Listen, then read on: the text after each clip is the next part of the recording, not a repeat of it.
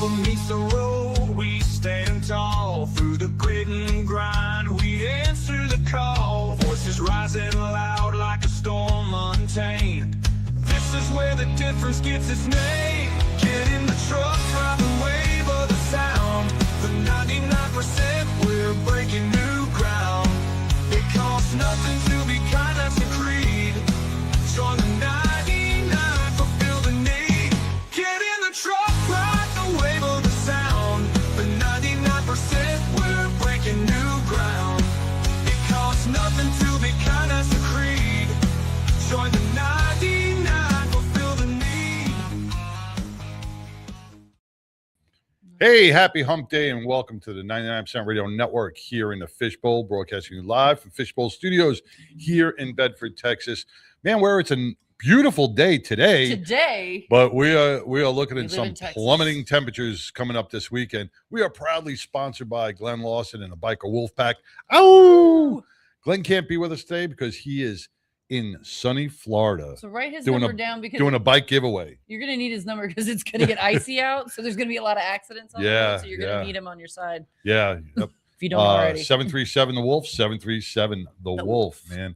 Welcome, Pitbull. What's going on? I'm kind of excited about the cold weather.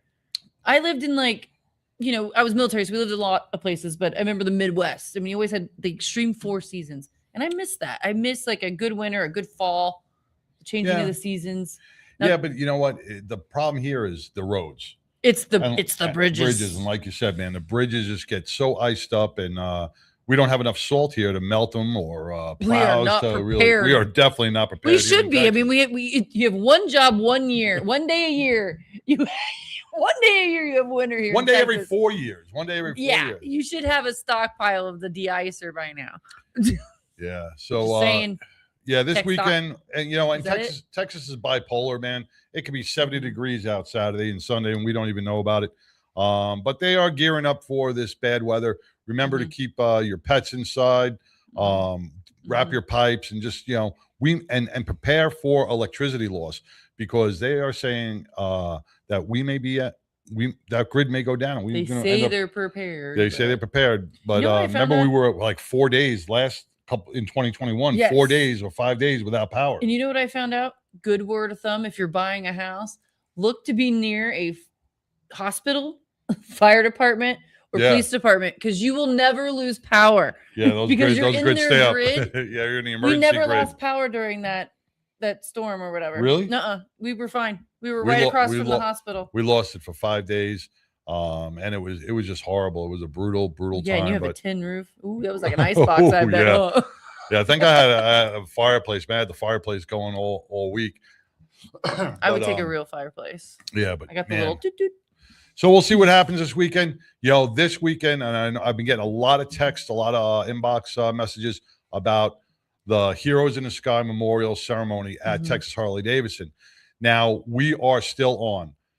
As of now, and Michael will be on to join us in a little bit he's the ambassador of fun over at Texas Harley-Davidson. As long as their doors are open, as long as the airports are not closed, we are going to have this memorial service. We don't expect people to be traveling far and wide to join us, because we don't want, safety is the utmost importance. But if you can get to Texas Harley-Davidson this weekend at 11 o'clock, we are definitely going to have this the memorial ceremony for the Battle Vest 2208 from Heroes in the Sky. We are honoring 19 military and first responder heroes who lost their lives to mental health injuries. We are supporting their families. Our veterans and our first responders do not worry about weather. They are out there 24 hours a day, 7 days a week, 365 days a year, keeping us safe in our cities, communities, and in our country. If we can make it to Texas Harley-Davidson for the ceremony, please battle the cold and come on down and be a part of an amazing celebration. Today, man, we got true crime on the 99. I like it. Yeah, and you're a big true crime buff. That's all you watch, murder. Is like Dateline and murder. I listen to the Dateline podcast, or a lot of the podcasts, murder podcasts. What's your favorite? I like Dateline. It's the voices. It's just more the voices. But I've already reached all of them. So I have So to. you got to start killing more people. There's a lot of murder out there. Why am I waiting once a week for one story? Do you have a favorite story that like kind of intrigued you? Oh. Like one day you went like, oh my God. Well, there is the current one still because I heard it on Dateline first, which is the Gilgo Beach killing. Oh, the Gilgo. So that was on there. And of course, there's different names about it too. Now it's on. Now I've listened to it a lot on podcasts. Now it's actually on streaming. So now you get to see what the guy looks like and stuff. And Gilgo is my old neighborhood. That's right next to Jones I thought you were Beach. Gonna say neighbor or something. I was like, oh, shit. No, that was, we went to Gilgo Beach all the time. It's a private beach over on Long Island off on the South Shore. Swimming my bodies. Man, the OBI, it was a great outdoor club that was out there. We used to go hang out there all the time. And who knew that there were like 19 bodies just lying along the beach line over there that we psycho, know of right now. that this psycho was killing. Was he killing prostitutes or something? Mostly prostitutes? There was a child. Was there? And a mom. Yeah. And a man. Huh. But they don't know if they tied all together with that. But it was like, that could have been another dumping. I don't want to call it that, but yeah. Yeah. I mean, it's gonna be a great show. We have Louis B, retired NYPD detective who has been investigating crimes for the past 20 years, organized and regular crime. Then we have Adam Cellars, who has the award-winning podcast Burnt Pork, and he's going to join us in studio as well. He's a Texas Leo, and he's going to share some of his true crime stories. And then we're going to get into some of the crap that's going on now, which impedes our law enforcement from doing their jobs and conducting a proper investigation, man. I want to say hello, give big shout outs to Kenny Totorso out there, man. Thank you. And Mike DiBartolo. Mike, another NYPD detective. He's instrumental in a lot of the stuff with anti-terrorism. So thank you, Mike, for everything you do. JFW, man, how's your face out there, brother? How's your face? JFW's tuned in because it's a true crime on the 99. He wants to make sure we don't mention his name because a lot of people he ran with in the day talking about burying bodies. I had to look who. John may know where some of those bodies are buried, man. I always think about like at certain places, like when I fly, like you go over like Vegas and you're like, look at like, how many bodies are down there. You think about that, like that the back in the day with the Lucky Luciano era back in the 50s, how many bodies they buried in that desert. Oh, and I can't they just need to do, because now we have all the science, because now they can do the drone thing where they can depth perception and see what's in there. And now we got the DNA, obviously, so we get all the cold case files that we could solve. Would be awesome. And that's one of the hardest things. And you see it now and then on the news. You'll see a killer caught after 30 years because of DNA and some new evidence, which is great because that gives such closure to the family. Right here in Texas, we just celebrated I don't want to say celebrated, but it's been 30 years since Amber Hegeman went missing. 7-year-old Amber Hegeman from riding her bike, and that is still a cold case. That man was never brought to justice for her murder and her violation. So I mean, if you have any information on that, please contact the Arlington Police Department because any information can be helpful in solving that case and would bring her mom some closure. When a parent doesn't get a close, it means you're reliving this every single day. I can't imagine living knowing that murderer is still out there, maybe victimizing more people. I would be obsessed. I'd be out there. I think I'd just be out there looking all the time until I had closure. Even if you kind of knew, I think I'd still be looking.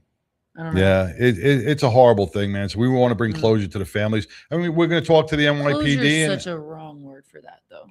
I don't think you ever get closure. No, you don't get closure, but but that's the word we use. Yeah, you kind of get a satisfaction of justice, maybe. Justice. Hopefully.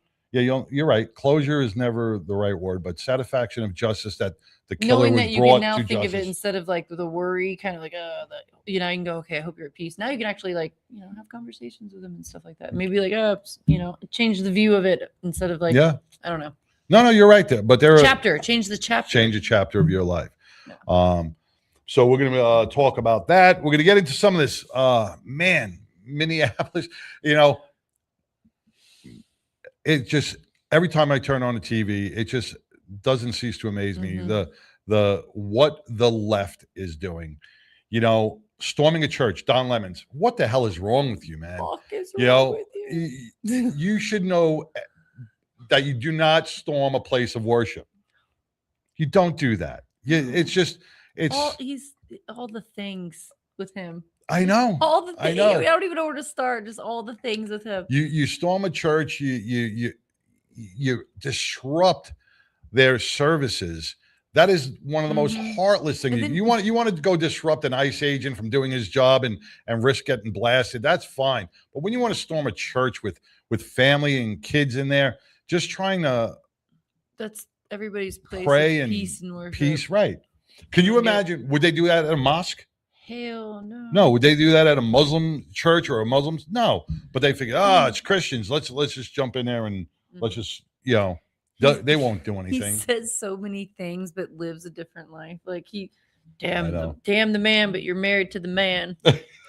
I know, right? I'm just saying. Well, we'll talk about. We will also touch on some Hollywood elites who speak volumes behind their 10-foot walls and their armed security guards who don't have a taste of reality and have no idea what our law enforcement and our first responders battle with each and every day. But first, we're going to take a quick break and hear from our sponsor, Glenn Lawson, and the Biker Wolfpack, and we'll be back right after this. Hey everybody, this is Glenn with Glenn Larson Law and Biker Wolfpack Law. And I got one simple concept today. Don't be a tough guy. Don't try to do it on your own. And also, don't talk to the bad guys. So what do I mean? Don't be a tough guy means go get medical attention right away and tell the doctors everything that's wrong with you. Make sure to do that, because if you don't, it's going to mess up your case. Number two, if you have a problem with your roof, do you hire a roofer? If you have an injury situation and you need help, hire legal professional representation. Our firm is one of those firms, and we stand ready to help.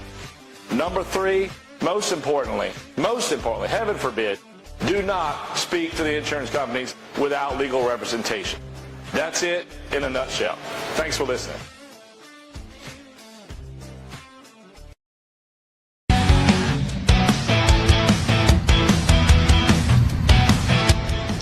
I'm Sassy Sin with Battle and Betty's, and I ride with the 99% Radio.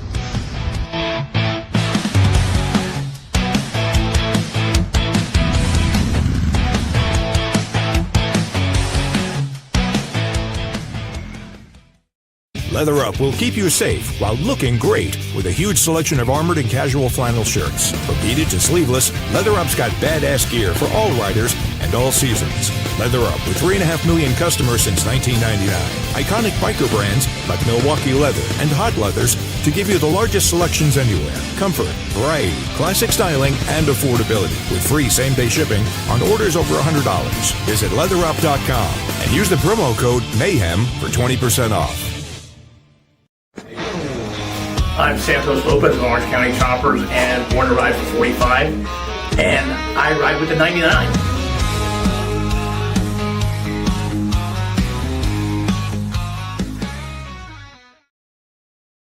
Welcome back to the 99% Radio Network here in the Fishbowl, man. We are doing true crime on the 99 today. I want to give a big shout out to Steve Caffino, one of my old partners back in New York. Thank you, Steve, for joining in. I appreciate it. And Judy Lamp out in Rowlett, Texas. Thank you. And Mongo's on, waiting to be do his Mongo log. I'm sure it's going to be an amazing Mongo log. But let's talk about these idiots out there on social media real quick. The keyboard warriors. The keyboard social justice warriors who are in their mom's basement waiting for a Hot Pocket to warm up. I do not understand how stupid you can be to get on social media and start threatening ICE agents or threatening law enforcement on TikTok and this and anything. Those are viable threats. Mm-hmm. You will lose your job. And two of them, again, were teachers. Teachers. When will you learn? When will you learn? They went to the learning. The learning center. I can't even say it right. And then Yeah. when I saw the Well, the reason why they're protesting is because they don't have jobs. They can't pay for their Wi-Fi, so they got nothing to do at home. So they're like, let's all that's 'cause you get got together. you got big George Soros out there paying their bills and paying all these protesters to do this stuff. Mhm. But when I saw those two teachers crossing their fingers and saying they hope Iran does take out Trump again, and they were all giddy and stuff like that. These are the people that are teaching our children, which is very, very scary. All the more reason to take your kid out of school and homeschool them and teach them the values that you want to teach him or her. And then when you think nobody could be that stupid, this moron in Minneapolis is standing on the corner of his block with an AR-15, turning around saying, "I'm here to protect my people." Now I like guns. My God, yes. Now I like guns. Now guns good. Now guns good. Where did you get the AR-15, moron? Or is that just His one of your 3D printer? Or is that from your plastic G.I. Joe set or whatever? He stood there so bold. He can't even afford ammo. He's out there going poo poo. Oh, yeah. Because you ain't got no job. You out there protesting in the middle of fucking Wednesday, like 8 a.m. You want to protest with a sign? God bless you. You protest with a gun, it's going to end bad. I'm just telling you right now. It's going to end bad because your fat ass is going to slip or raise that gun an inch, and you are going to get smoked. It's not going to be a happy ending for you, man. How stupid can you be? Who are you protecting? Who are you protecting your people from? The law enforcement agents that are trying to get criminals out of your neighborhood, or who are you trying to protect? Did you see the lady that had the gas masks on, but she had like a broiler pad as her chest armor?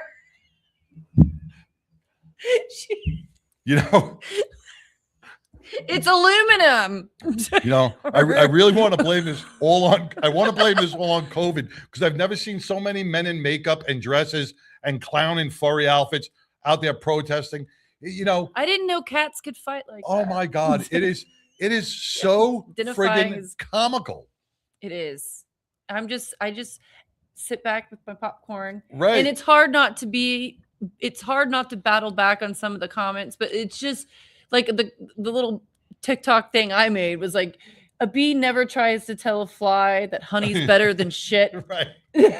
Like, you guys just save your breath. You can't. I don't know, but I just don't let him be. I need to understand this. I really need to understand this because I want it to resonate in my brain somehow to make some sort of mental image of that. I don't know what the word is, but do you get up in the morning and go, well, I'm going to wear my cat outfit out onto, my pink cat outfit. What flag am I wearing today? To the protest. Oh, we'll get into flags because all you friggin' people that go and swipe your EBD-PT cards and collect your welfare check and burn in the American flag, you are hypocrites. You burn the American flag, but let the government take care of you because you're too friggin' stupid to get a job. Boom. But getting back to the cat outfits and he's wearing the washboards for protection. What is that all about? Did you see like the new group that's forming that the Black Panther Party pictures? Yeah. I don't want to get too into it, but like you're wearing Temu vests with no plates in it. I don't get it.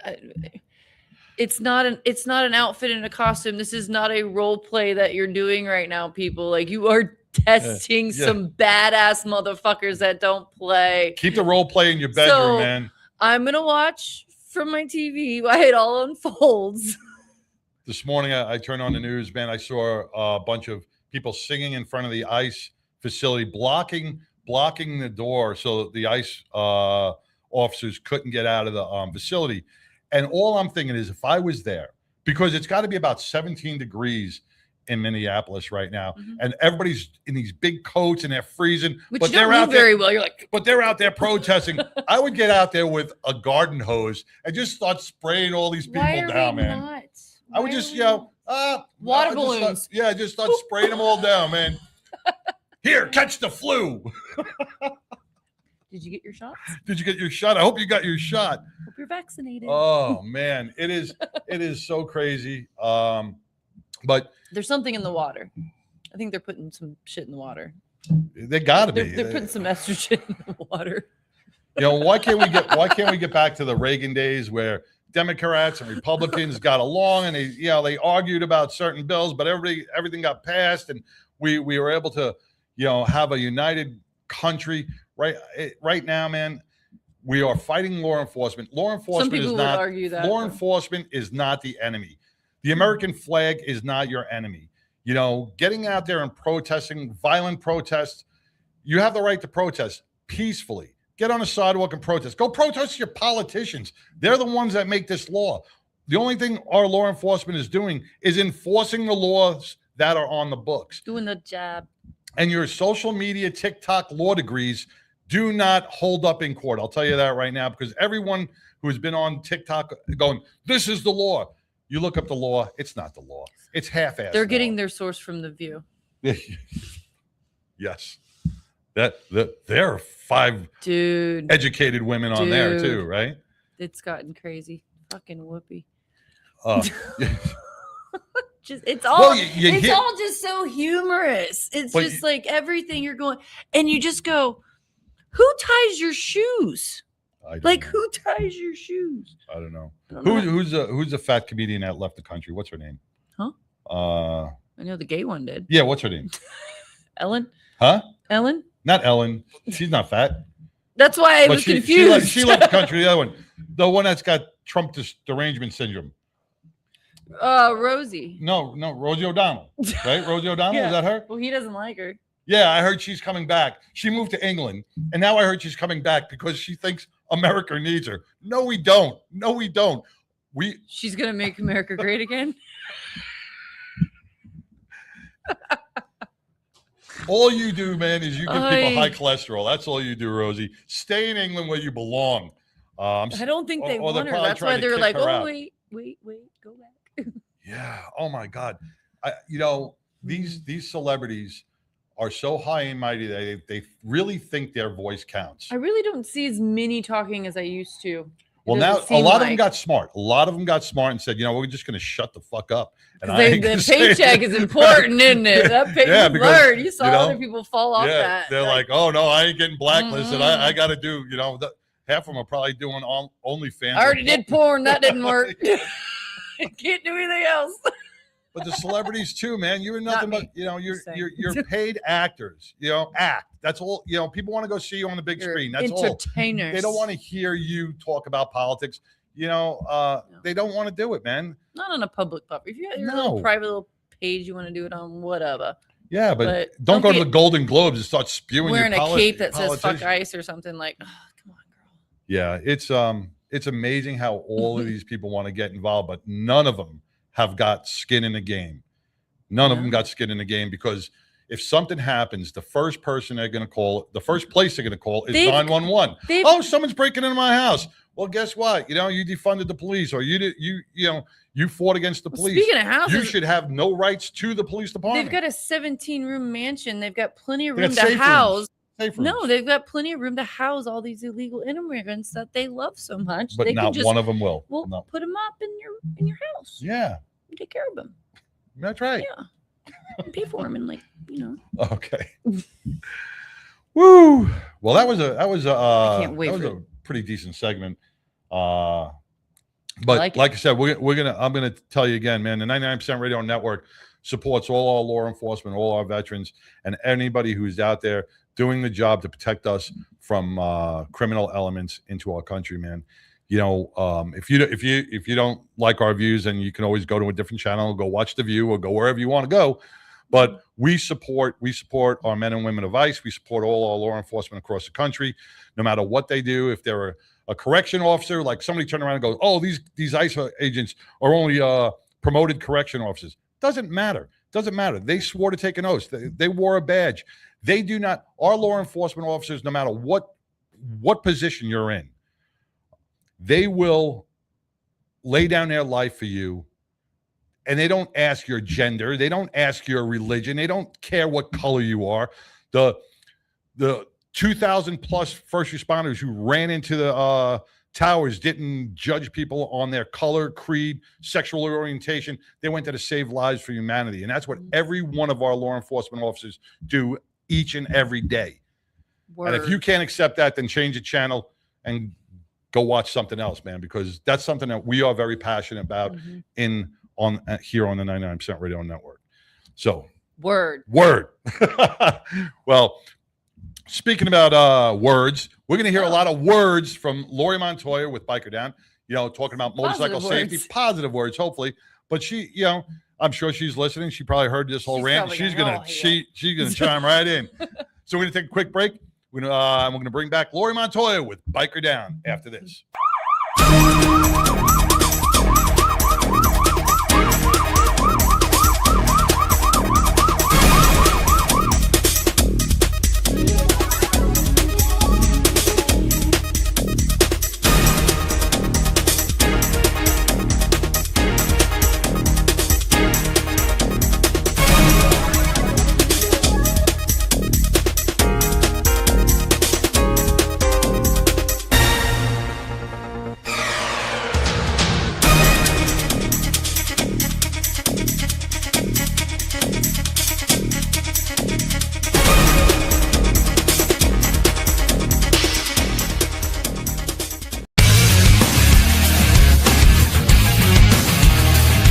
Hey everyone, my name is Alex Arkangelski, CEO and co-founder of Break Free Technologies, and this is Break Free, a motorcycle helmet accessory that easily mounts to pretty much any motorcycle helmet out there, and it's the simplest way to improve your visibility day or night. Break Free's got a sensor array built into the unit itself, so there's nothing to mount to the motorcycle, there's no wiring, everything is inside the unit. It's got 100 ultra bright LED lights that light you up during the daytime and nighttime. Anytime you slow down, Break Free activates, no matter how. Engine braking, downshifting, regular braking, emergency braking, you slow down, it turns on. Break Free is a small company. We're only 4 co-founders and 1 employee at this point, and we're all passionate motorcycle enthusiasts. We love riding, and we've created this product for our community. We wanted to make sure that motorcycle riders are safe and seen out there on the roads. We saw a huge need for visibility, and that's why we've created this product. I was in an accident 12 months ago to the day. I was driving on southbound Santa Fe, and somebody did a suicide left in front of me, and I T-boned him at 45 miles an hour. From that point forward, I don't remember anything for the next 18 days because I was in a coma. She broke 9 bones, lacerated my spleen, put me in the hospital for 21 days. I remember none of it. Biker Down was founded in 2011 after riding several rides over the summer and seeing, tragically, my friends get injured. And I felt that there was a need missing in Denver and in Colorado for an organization that helped the biker community. As you may know, the bikers are one of the most charitable entities out there, and what we do is provide them a variety of services such as medical equipment, financial assistance if necessary, and a plethora of resources to help them stay afloat during the hardest time in their life, which is their recovery. My biggest hope is that I'll never get another phone call that a biker's gone down, but that's not realistic. So I think my true realistic dream is that we can help as many as we can help, because it is life-changing for them. Certainly donating and volunteering your time, and even if you can't do that, attend our events. Attend our event and get a $20 t-shirt for your $20. Those kind of things make a big difference in a small nonprofit like ours.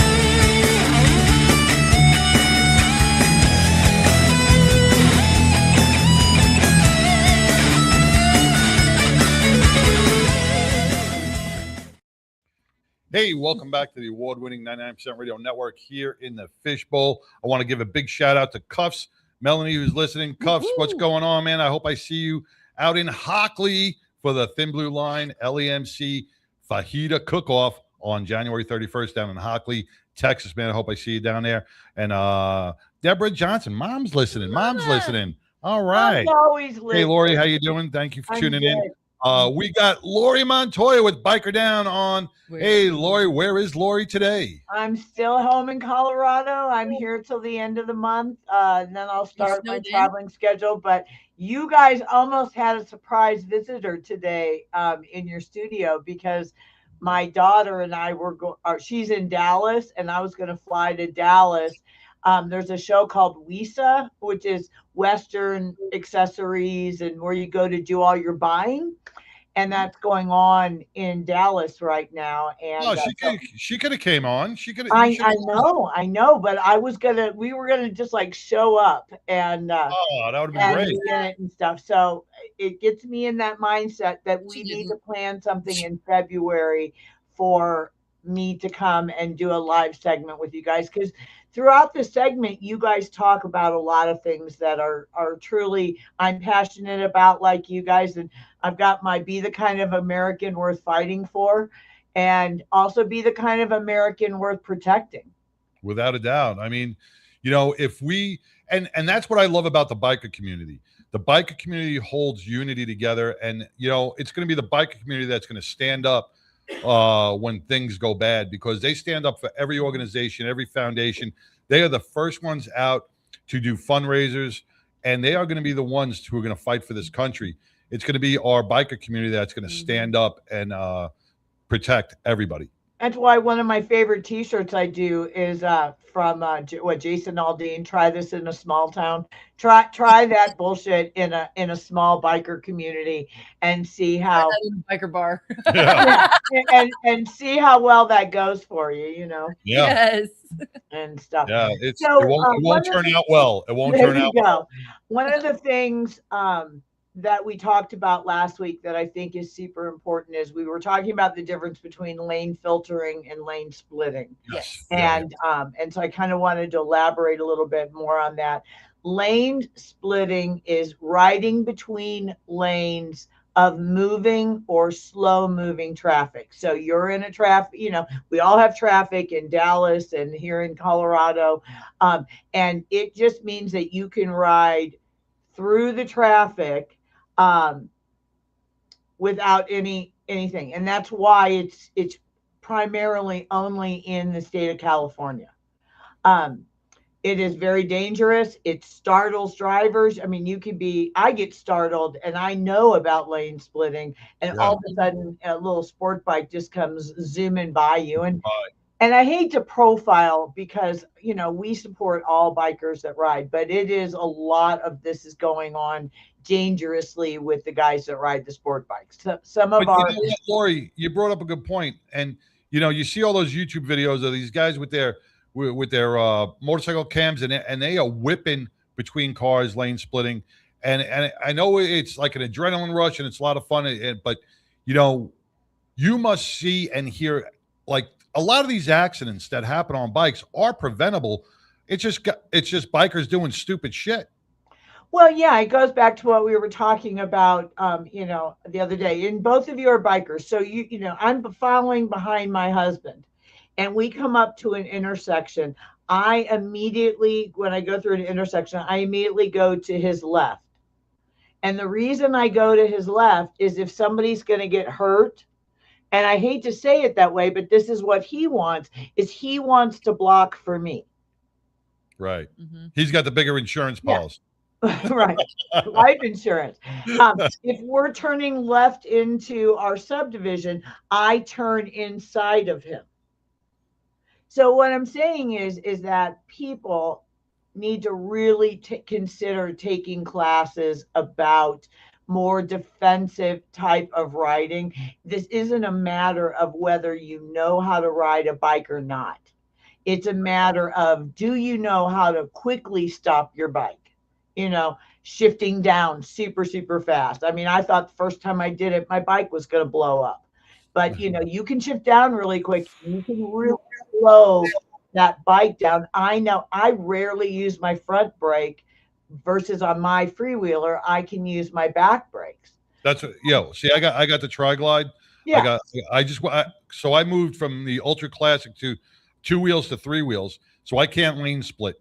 But another big thing when you say or filter or filter, I can't do that without causing a lot of damage. Yeah. But when as soon as I got on the bike, learn your controls too, because even like you said, my horn. One day I'm like, where the hell is my horn? I'm like, I should know where the fuck that is.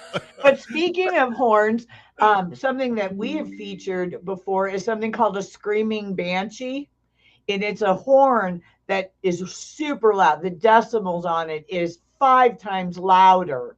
Wow. So that when you are going through an intersection, when you need to, address a driver, that your horn, you can get other horns for your bike that are much louder than what stock comes with your bike. So there's a safety protest. On your bike.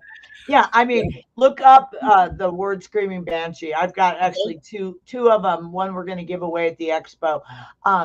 But that's super important. But that's the same thing. Like one time Chomper tried to lane filter, and I said to him, I said, what the hell are you doing? He goes, well, I can filter. And I said, I can't. Oh, you're on a trike. Yeah, I can't. So then the difference with lane filtering is, again, if you're 5 or 6 or 7 cars back and you come up to an intersection, you have the right to go through the traffic and go to the front of the line. Now, the purpose of that is that there are so many drivers driving distracted that I just had a biker that was plowed into from behind sitting at a stoplight. So that's the process of that. But the negative to it is that a lot of our younger bikers, I won't even say what kind of bike, younger bikers are taking that as license to go up to the front, the light turns green, and now they take off balls to the walls, doing wheelies and things like that. The other thing you have to think about with the lane filtering is the fact that you're riding in a group and now you all go and lane filter and now you're surrounding those cars. You're going to piss a lot of people off. You should know You're going to piss a lot of people off.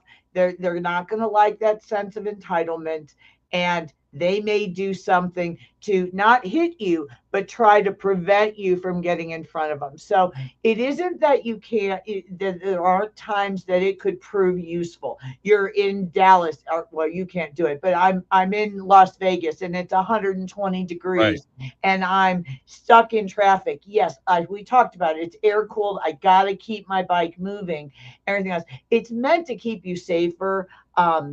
And also, when you're in traffic, you don't have to be right up to the bike in front of you, the car that's in front of you. Give yourself a little extra room. I used to always right in front of you. I used to always put my bike in neutral when I was at a light. And in the defensive class, they told me that was bad for me to do that because I couldn't get myself out of a situation or move up even just, 8 inches just to hopefully have someone not hit me. And when you're at a traffic light, you need to have some sort of exit strategy.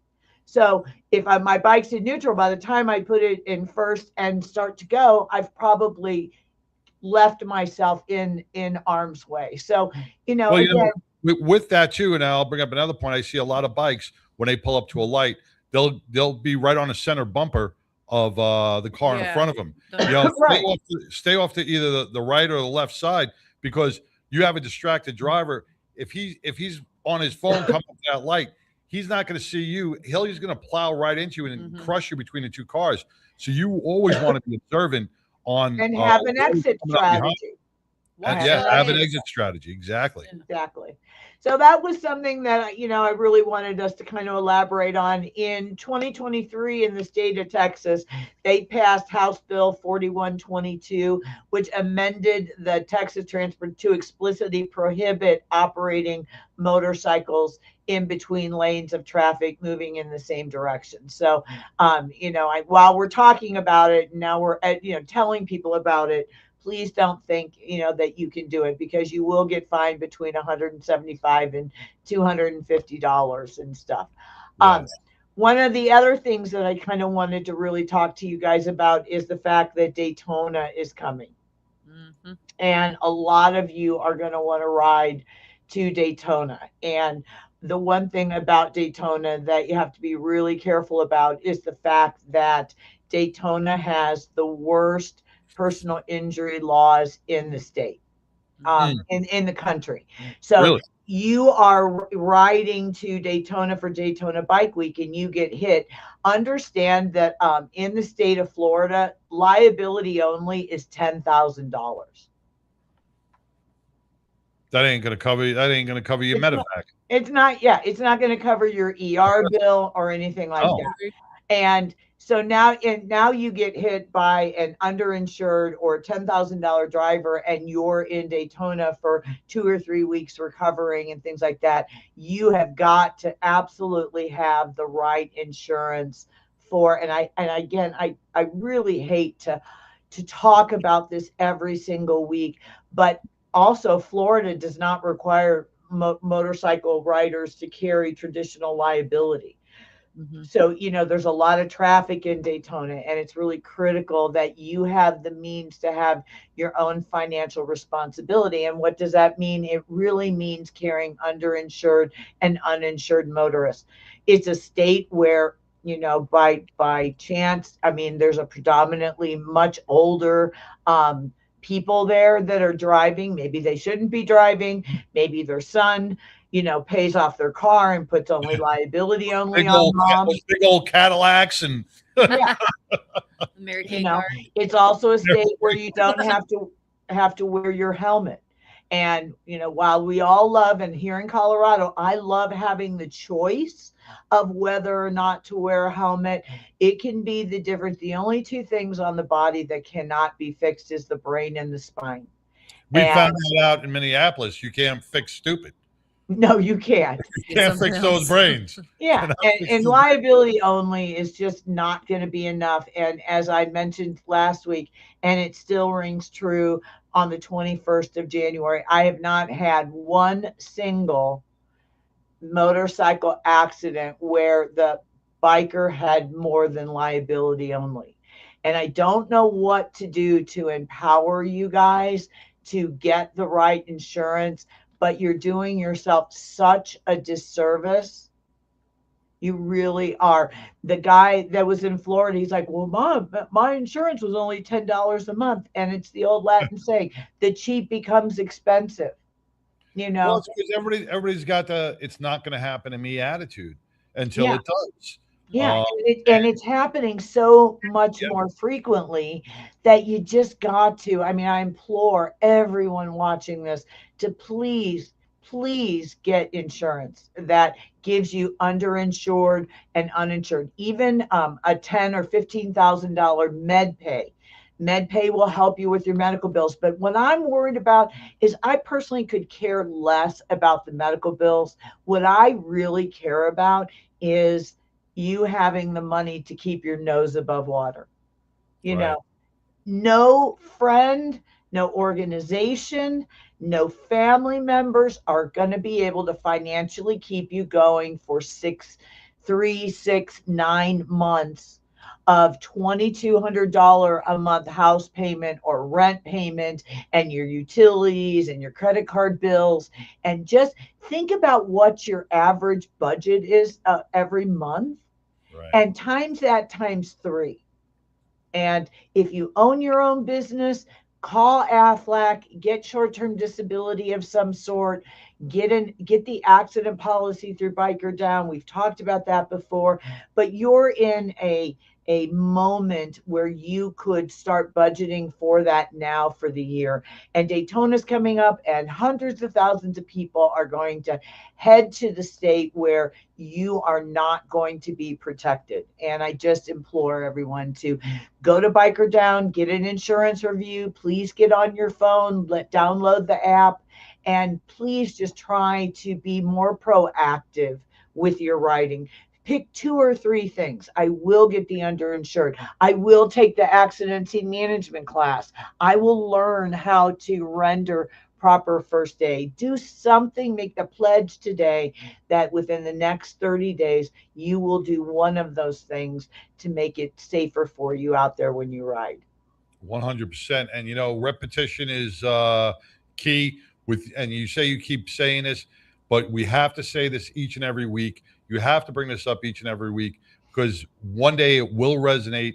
And, you are saving lives, Lori, by bringing this up, because you may not be saving thousands, but you're saving 1, 2, 3. Somebody is making that change from your voice. So somebody's going, you know what? I'm going to listen to Lori. I'm going to do this. I'm going to listen to Lori. I'm going to do this. I'm going to listen to Biker Down. I'm going to do this. You are That's changing. you to do it. Huh? That's how she got you to do it. Well, I still don't have Affleck, but not yet. But one day I will. We'll get through this stubborn guinea brain, and I will get Affleck. But you know what's going to be, and I hate to say this way. I really hate to say it this way. That's what scares me, and that's why I kind of disengaged from nagging you about it, because I usually give someone, every time I see him, I give them about a year of me going, hey, you never did that. Hey, you never did that. And there's not a person that I love that hasn't said that to me. What saddens me is, even if it's not on the bike, if it's in a car or something seriously happens to you, the expendable amount of money that you will have to spend to survive, you will sit there and go, why in the hell didn't I give Laurie $37.50 a month? That's all I'm saying. And we have shown a couple people that have seriously needed that $20,000 or $26,000 to keep them going. And again, it's based on what happens, but I just never want anything to happen to anyone. So, but even more importantly, we did get you to do the insurance review, which got you to get with Glenn, which now at least we know on the bike that you have all the right coverages to protect you and stuff like that. And, I know that you're taking care of, but you're a prime example of somebody that did listen to me. But see that, and that's what it actually took, because I realized I didn't realize I was underinsured, because when I went and I purchased a bike, you have to purchase it in order for the dealership to let you leave the dealership. You have to have insurance, and I was like, shit. So I just went online, grabbed the quickest and cheapest insurance I can get, just so I can get that bike out the door. Yeah. And that's what I did. And then, or your plates. Right. And then I didn't realize, I'm thinking, okay, so I'm done. And then it slips your mind, because now you're out riding, you're doing your thing. And until you said, let's do an insurance evaluation, I gave it to Glenn, and I'm like, holy crap, I am so underinsured. All I did was get that bike out of the dealership. Yeah. Now I have to upgrade. So that's what I did. I upgraded my insurance. I got myself fully covered. And I actually have a more confident feeling while I'm riding, knowing that, God forbid, if anything does happen, I am covered. Yeah. True. You can have a little bit more road rage. Yeah, a little bit more road rage. Now I can kick people. Now you get those Biker Down gloves and say, get off the frickin' phone. Yeah. And stuff. When is your accident scene management class? Well, we got Micah coming on, Micah Long, the ambassador of fun, coming on right after you. We are discussing dates right now for the accident scene management course at Texas Harley Davidson. And we're going to set up some dates, probably more towards the springtime. Yeah. Or whenever Don't try to do it before March, because, to be quite honest with you, the later it gets in the riding season, the more people don't want to give up their Saturday. Yeah. Well, all right. we'll get with Micah. Maybe we can do it in February. If you're going to fly down in February, maybe I you will can fly down. And that's what I'm saying. We do them. And you guys, obviously have more warmer weather. Maybe not right now because of the Arctic polar whatever. Yeah. We only get one day. February, it's going to be like 90 degrees. Bring a pair of shorts and a t-shirt. But what you'll find is that, you need to give yourself at least a 3-week window, and you really need to get people in on a Saturday. And if worst case scenario, ask Texas Heart, are they open on Sundays? No. Okay. You could even ask them if they'd open up on Sunday where you're going to hold the class and stuff, and that way people can still get their Saturday riding in, because sometimes that happens, So anyway, anything I can do to help. Most people on Saturdays are going to Texas Harley Davidson because they have an event running each and every week. Yeah, one event for all the bikes.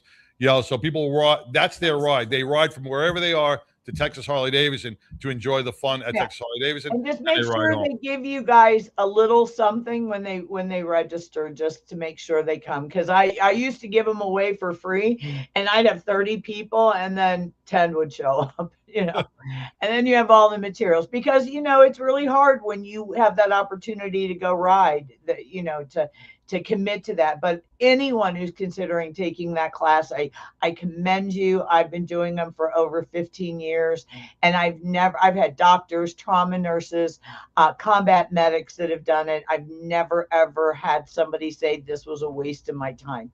Right. Well, we're going to set it up with Glenn Lawson and the Biker Wolfpack and the Road Guardians, and they'll be out here, and we'll talk to Micah. Whoop it up.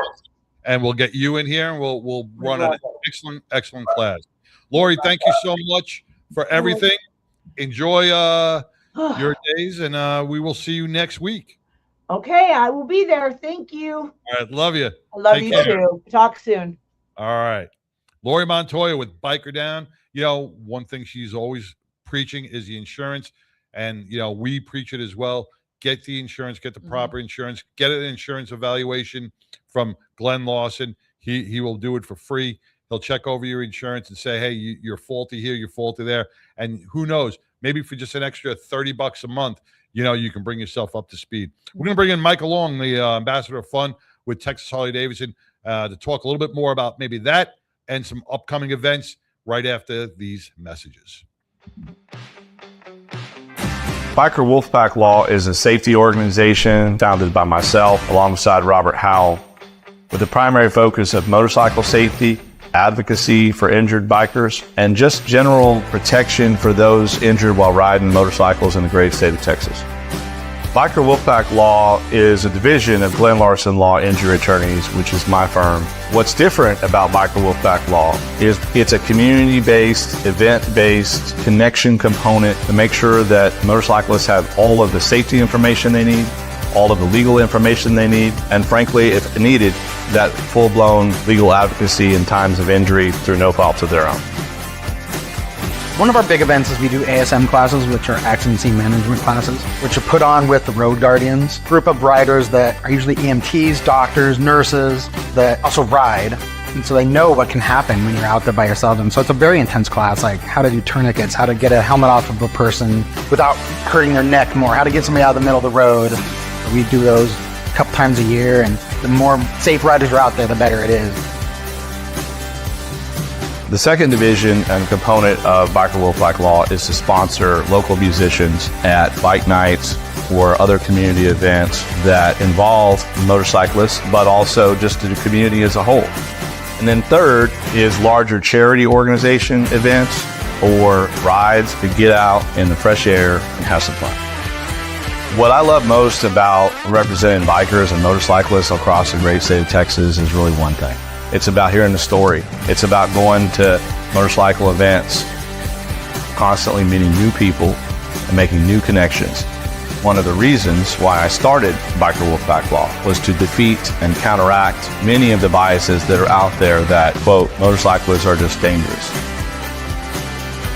Make sure that motorcyclists are seen as exactly who they are, very hardworking, very responsible, and very dedicated individuals that deserve the justice that they need.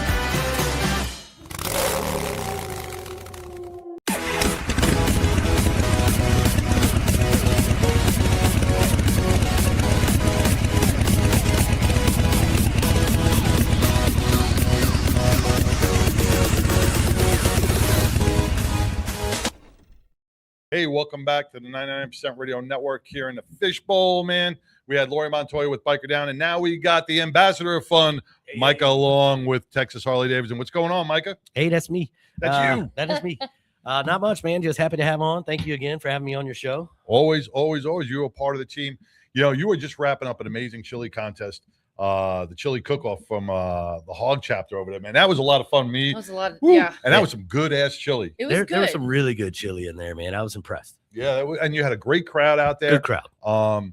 You know, it was a lot of fun, and I'll tell you, all the chili that was there, no beans at all. It's just meat soup. I'm a bean fan. I think I am actually even more. I mean, don't get me wrong, they were good, but I'm a fan even more of the beans. After, really? Yes. The aftermath. Yeah. Oh, 100%. It's way more basically fun. like it's a bunch of seasoning and meat. Like, hot mama chili. It was good. Hot mama chili. You had my vote. That one was my That vote. was really, really good. And then there was number 2 was my second. Yeah, Charlie. So 1 and 2, Charlie, I think they were numbers. Yeah. Yep. The special shit. Two good. They were all actually good. But they had the kick for me. They had the spice for me. Yeah. But another great event held by Texas Harley Davidson and Micah, man. Lots of fun. Yes. Lots of fun. You've been doing shit all week, every weekend, man. Every weekend. I mean, from building gingerbread houses to cooking chili to bands to giveaways, and now you guys sold a bike to the person I never ever thought would be buying a bike, and that was Homie. Oh, I thought you were talking about you. Oh no, I traded my bike in. Homie came in last week, and I feel the same way. I've never seen him actually spend money, and then all of a sudden he buys a motorcycle. Like, whoa, it's awesome. But that's my dog, man. Homie's good people. I think that was man. more Ponytail. Ponytail was like, no, you're getting that bike because that was a beautiful powder blue bike, man. And you know, it fit Homie. It and did. 100%. Once again, you know, like I'm not a rich guy, and I traded my Ultra Classic in. Your sales team worked with the numbers, worked it within my budget, and made it affordable for myself. And I was able to roll out. Same with Homie. He's not a rich guy. He's always giving back to the community. But your sales team, once again, made all those numbers work for him, got him within his budget range, and boom, he walked out of there with rode out of there with a beautiful brand new 2026 Road Glide. Yes, Woo. gorgeous Beautiful. bike. Beautiful. Which he thought he could never ever afford. But you know what? Your sales team runs magic, man. They do a great job. Well, you know, at Texas Harley Davidson, we're so big and we sell so many motorcycles that we have a little bit more pull with the banks. Yeah. So we can call them and say, hey, man, this is a good dude, man. Give me a little bit better interest. Give me something. And they do. We were there just That's for the some chili gangsta stuff right there. Well, the chili contest alone, I mean, I heard that bell ring probably 5 times. I think we sold 8. I think we sold times? 8 bikes that day. 8 bikes, man. Ooh, that's Saturday. That's no joke. No. That's no joke. Damn. Of course, it's no 20 bike day like we had. You know, Did you have a 20 bike day? Man, 2022 and 2023, both marches in 22 and 23, we broke 100 bikes, and each one of those had a Saturday with at least 20 bikes in. Wasn't that Oh my God. COVID? It was after COVID. Everybody was like, Everybody's like, cooped up. They're like, I I got gotta save all this money. I'm gonna go buy me a Right. bike. Exactly. I got COVID money. Man, Yes. when COVID money was going around, y'all remember the old Joe Biden checks? Oh, yeah. Man, I used to call people and be like, bro, I know you got $1,500 down. COVID I got that check Harleys out yesterday. there. Put Let's it down. roll." Put it down on the bike. Put it down on the bike. But you Hey. guys, I mean, I put no money down on the bike. I just traded in my bike, and you guys took my bike sight unseen, came to my house, picked it up, brought it back to the shop, boom, and made the deal work. Customer service, man. And I couldn't be happy with the Tri-Glide. Yeah, awesome. It is amazing. So what's going on, brother? What do you got going on? Let's see. Coming So up? this past week, they rolled out the new 2026 model. Speaking of Tri-Glide, the new Street Glide Ultra Classic or Street Glide. Is that the 3. one with the no, radiator on the side? No. So it's still the new body style Street Glide, and they've Right. updated the back end. So you now have the new front end and the new back end. So it's completely updated. Wow. Okay. They have also improved the suspension system, whereas it's still one axle back there, but it's on a swivel, so it's not as bumpy. So Wow. they're making it more comfortable for everybody. I'm not telling you to trade in your bike yet. However, the improvements on these new models are just it's crazy, man. Yeah, They're and just you guys getting do test bigger and rides, so faster. you Yeah. can go to Texas Harley Davidson and test ride one of these new bikes. All you need is a motorcycle license and come ride, man. We don't charge you. And half the time we give you free stuff for doing it. So come on in. Wow. I say free stuff, disclaimer. It's usually stuff from Harley, restrictions apply, all that other stuff. I'm not trying to get in trouble. Harley Davidson gives you a free bike with every $26,000 t-shirt you buy. Correct. Sometimes $30,000 t-shirts, Yes. Yes. I'm glad you're here because we're talking about the weather coming, and we have the Snowmageddon 2026. We have Heroes in the Sky Memorial Battle Vest dedication at Texas Harley Davidson this Saturday. We have James Collins, United States military veteran, Army veteran, who's founded Heroes in the Sky. He is flying in from Georgia. He was a little worried about the weather. I said, I don't think it's Texas. Give it 5 minutes. Yeah, I said he's flying in the Love Field. I said they're not going to close it down. He goes, well, what about Harley? Will Harley close down? I said, I doubt it. Harley's going to stay open for this. Man, if we can get to work, we're going to go to work because this is sales, man. Yeah. But I've actually sold a bike with snow on the ground before, and it was awesome. The guy did not take it home though. No. Yeah, well, leave it there. You don't want to get the bike too cold. Yeah, give it a day. Okay. But this is going to be. I know the weather is going to hamper a lot of people from coming out. Come on out. It's always 70 degrees and sunny at Texas Harley. It's all indoors too. It's an indoor event. It's going to be an amazing memorial for our veterans and our first responders. 19 heroes are being honored on the battle vest. Actually, I just got a call the other day from Laura Moore, one of who was a good friend of mine. Her husband was a good friend of mine. Took his life, and his name's going on the battle vest. She could not be there, but his father, who is in his 80s, was like, I want to be there for that event. Are you still running that event? I want to bring my grandkids for it. I said, as long as Harley Davidson is open, there ain't no weather, no storm that's going to stop us from continuing serving our heroes. Man, I've been watching the weather all day. It started this morning with saying it's going to be snowing starting Friday afternoon, all day Saturday, all day Sunday. Now I see rain on Friday, a little rainy mix on Saturday. It's a mixed bag. Yeah. I won't believe about the snow until I see it. Yeah. I'm sorry. I'm not trying to be all skeptical. No. I've learned that with Texas. So like they'll make it like seem like, but it's all messed up. You don't know until you wake up, and it could be, I don't know, just frost. It's bipolar, man. Everybody's out running out, getting milk and bread and toilet paper and stocking up for like trapped that long here.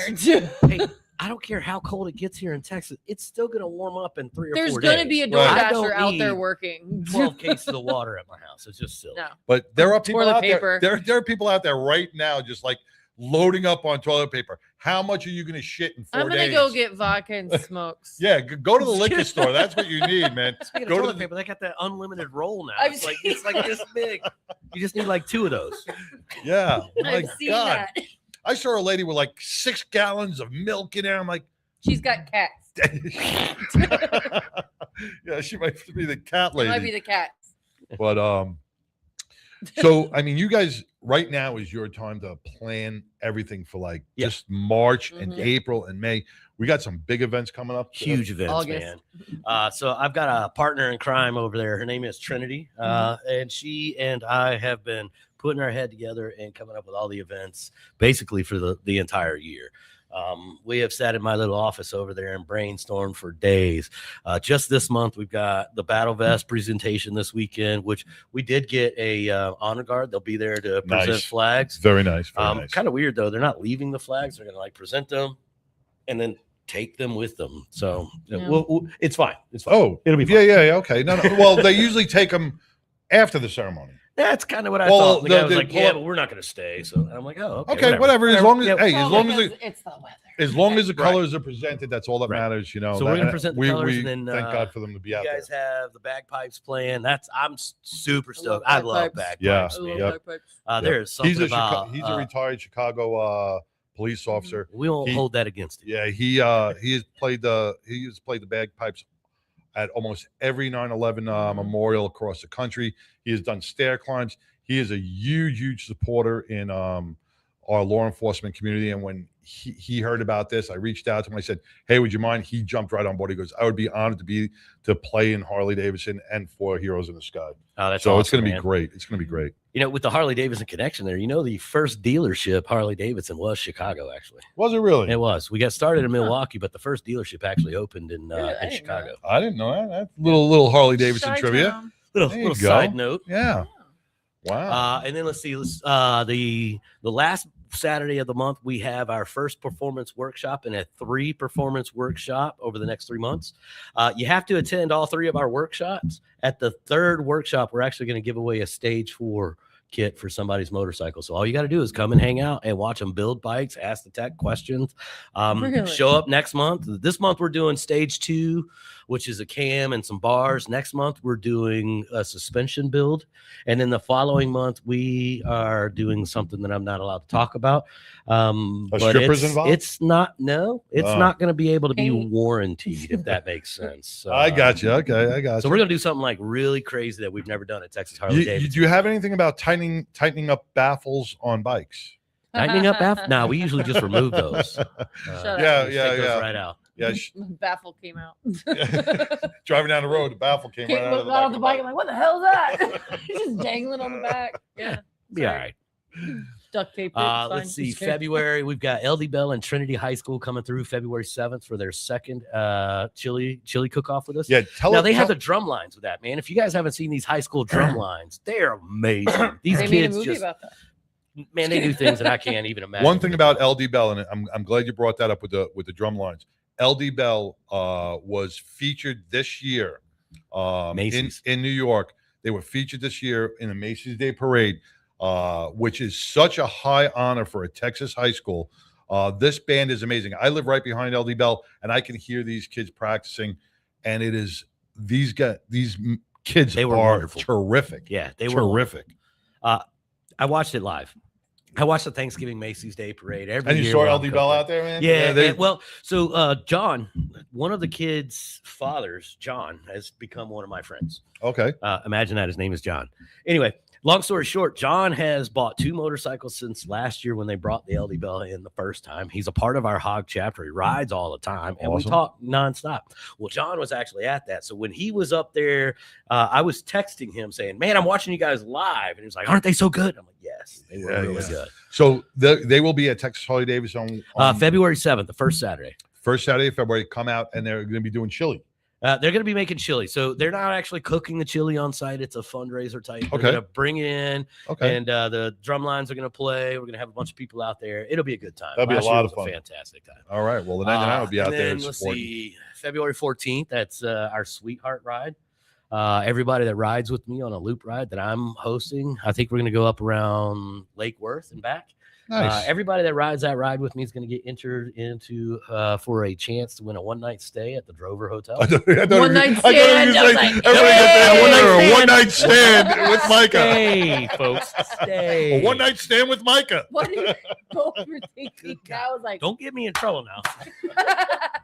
So we're gonna pay for somebody to go stay at the Hotel Drover. That's like a really cool. my best over in the friend works stockyards. there. Yeah, I love that place. they're a great steakhouse down in the bottom, 97 West, I think is what it's called. Oh, wow, okay. Fantastic. There's a lot of great places right there. Yeah, there's some good ones. Mm-hmm. And then February 21st, I don't have any idea what that is. Well, Well, that might be a good day to have that y'all may be- come yeah, over yeah. and do the. I think the 21st or 28th, probably one of those days. Okay, probably work that sounds for good. We can do that. accident, That's my birthday weekend, so yeah, we can definitely do it on. Oh, it's your birthday. The So what are you 22nd. gonna do, like 22nd. 72? Be 84, man. This is what law enforcement does to you. No, I'm actually only 29. That's exactly what law enforcement does. This is what law enforcement does to you. And then we got the big event coming up on March 6th with Bag Lady Sue. Bag Lady Sue. That is going to be one of the most amazing comedy events to hit the DFW area in a long That lady time. is nuts. She is hilarious. Man, she has been around the biker community for about 3 generations. She has played every event from Sturgis down to Daytona, from New York to California, any biker event.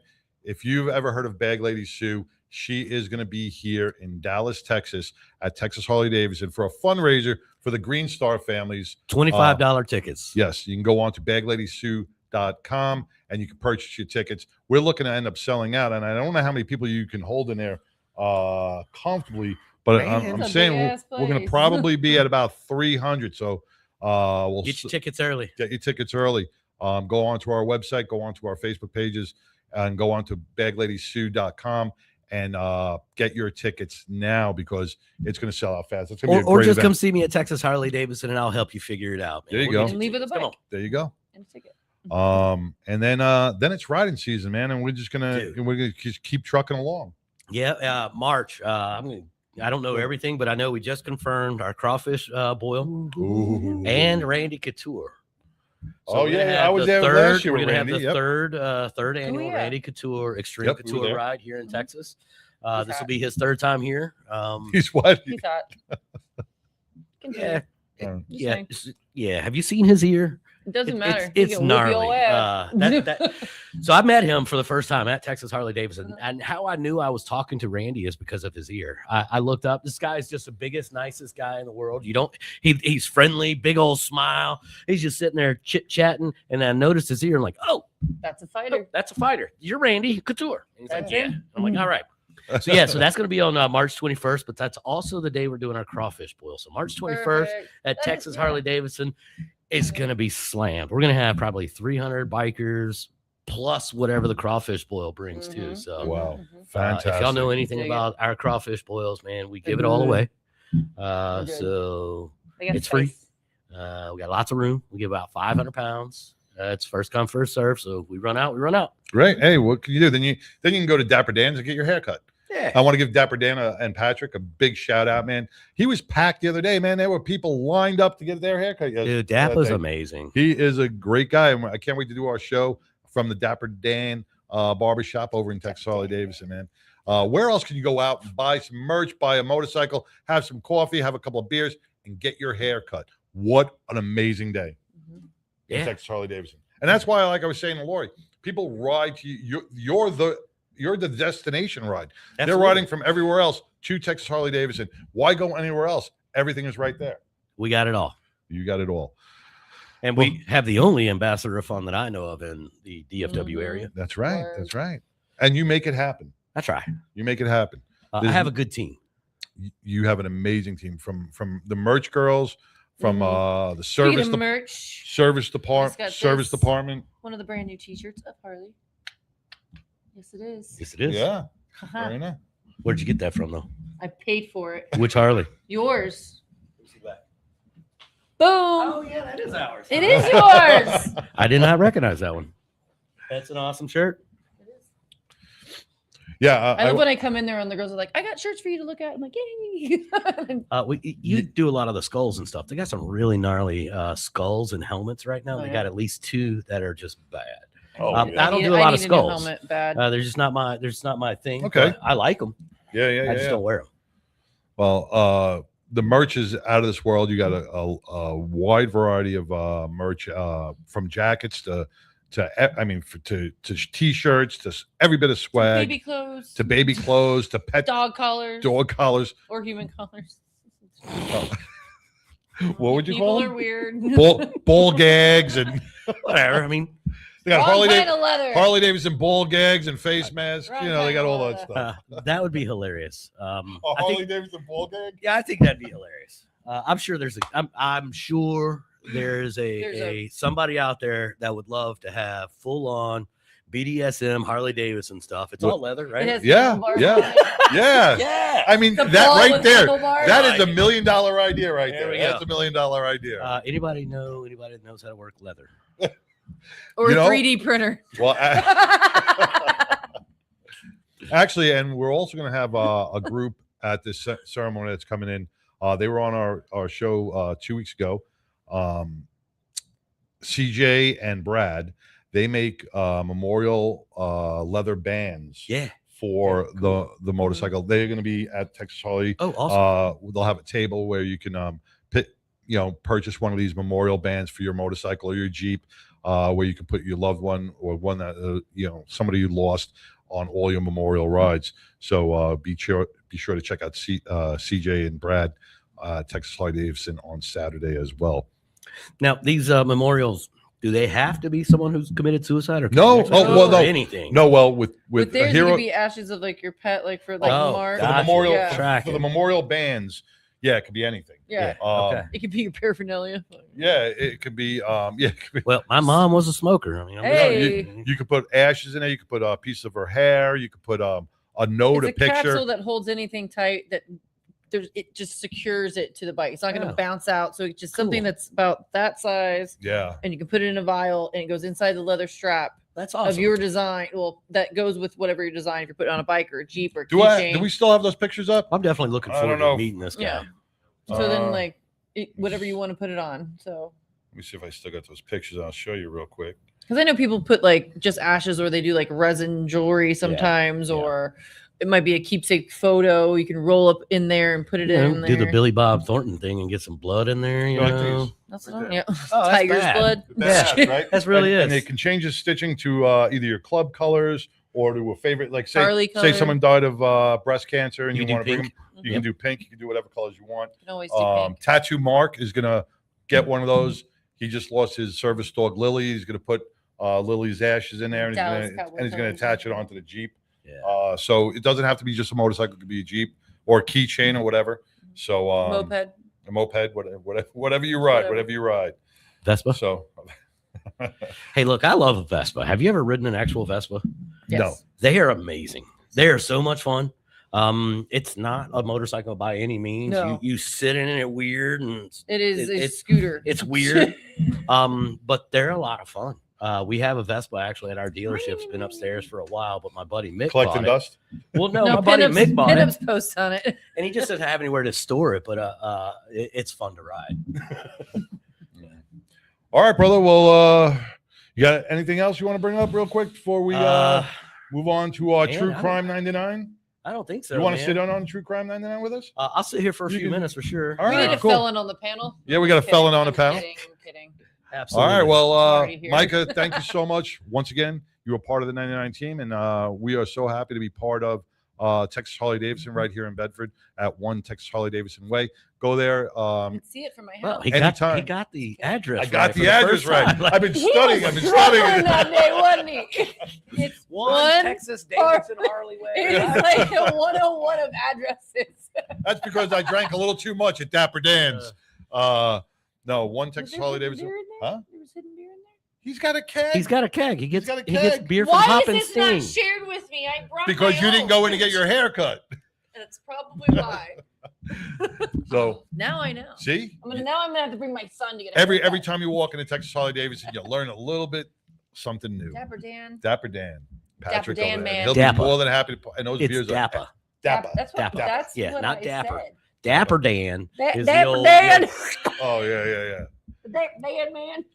I'm a Dapper Dan man. All right. I love Well, that movie. what- I was waiting for somebody to get it. Oh, it's Oh Brother, Where Art Thou? Great movie. oh yeah. That's with what's his name? George Clooney. George Clooney. Mhm. And they're Good all old running. dual citizenship French George Clooney. Yes. Good riddance. Well, before we get into the political aspects of that, we're going to get into True Crime of 99.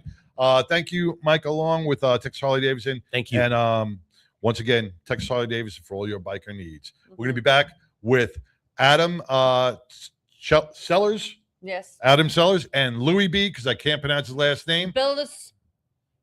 Nope. Yep, I tried. pronounce it. Bella. Louis B. Right after this, and get Louis. into some true crime. Balestrieri.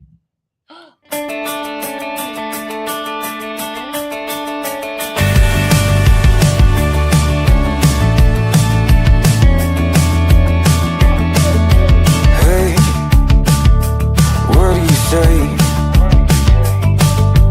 This whole town could be red by the end of the day. If you feel alright, we could throw it and drive. With the radio up so loud they can hear us from miles.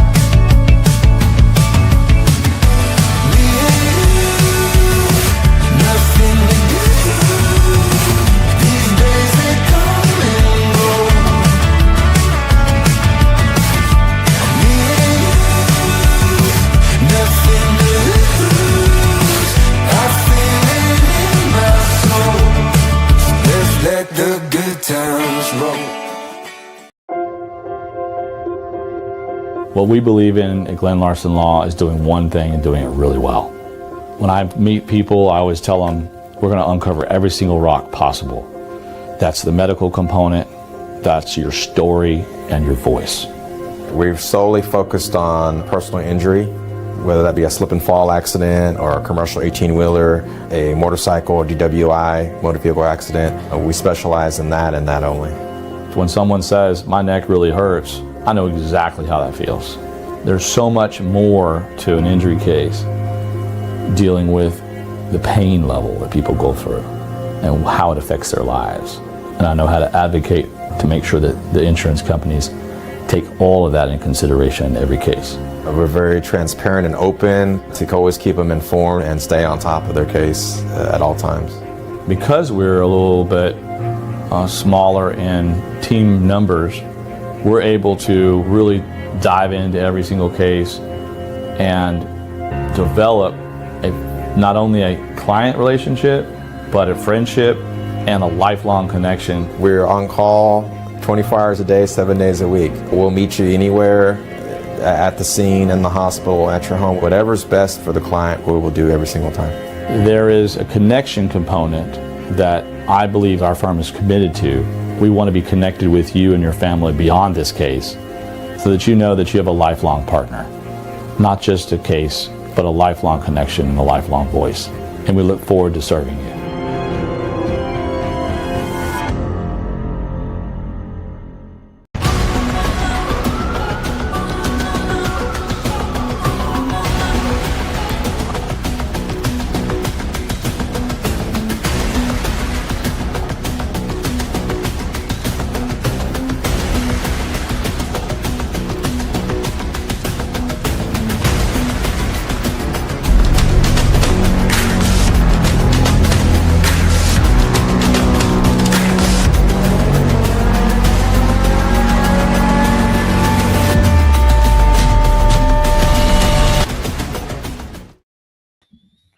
Hey, welcome back to the award-winning 99% Radio Network here in the Fishbowl. We have our honored guest. We have Chubbs with who runs a podcast called Burnt Pork. Well, welcome, Chubbs. Thanks, New York. We have Louis B., retired NYPD detective. What's up, Louis? Is he there? How are you guys? Oh, we got you. We got you. Hey, how's it going, Lou? Very good. You know, I want to thank you again for coming on, Louis. You know, when we're doing this true crime, we are talking about not only the past crimes, we're talking about current stuff, and we're going to, you know, support our local and countrywide law enforcement. You know, if you saw in that preview, over 240 million calls go to the 911 system that our law enforcement officers respond to on a yearly basis. We have about 700,000 sworn officers across the nation in every different capacity. They are so overloaded. Trying to serve the public in the best capacity that they can. They took a sworn oath and they want to help.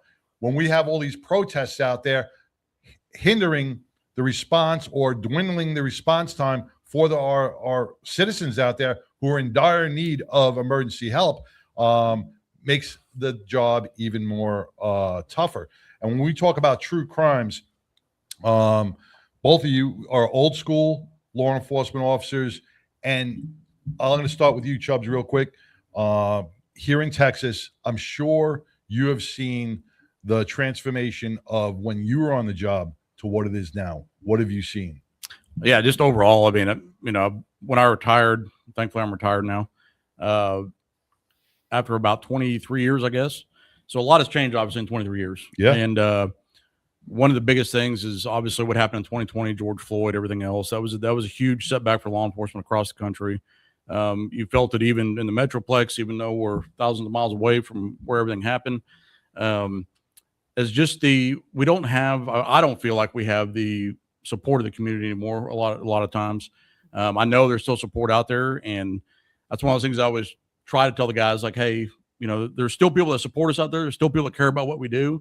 You just never hear about that. Right. They never talk about that on the news or anything else. And so there are people, obviously, that don't like the police. and that's fine.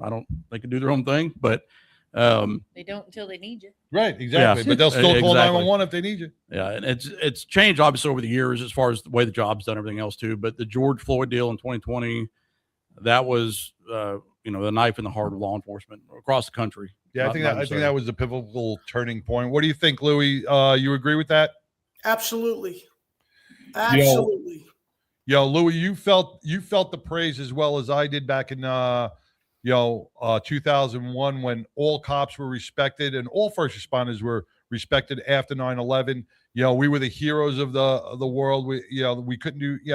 The country uplifted every first responder, and now, just a few years later, man, it's a pivotal point where now everybody hates the cops, or one cop does one thing bad in California, it trickles all the way down to New York, and everybody is held accountable for an actions of maybe one bad officer.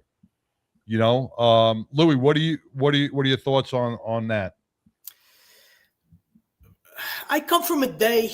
First of all, I'm from a family of 14 cops, from the rank of cop to chief. My son now is CBP. Okay, he took the federal route because I did not want him to become an NYPD cop. Okay, at the time I was a cop, cops were respected. Fear equal compliance. People were afraid of the police. They were afraid to be arrested. They were afraid to go in front of a judge, and they were afraid to go to jail. Nobody goes to jail. It's like a social club. You see all your homeboys there.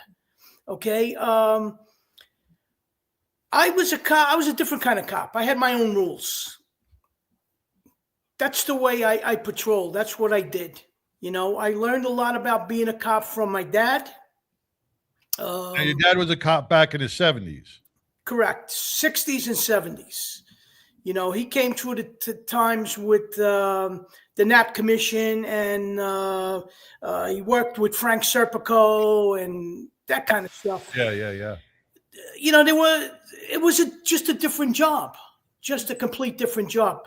I cannot believe the way these cops stand and take that abuse. I would never do that. Okay. When you go through the police academy, they teach you this thing called the Tula drill. The Tula drill is also called the 21-foot rule. Okay. Within 21 feet, this is a matter of fact, this is documented. A guy could cut you with a knife before you could draw your gun. Why are you letting people get in your face? I don't understand that.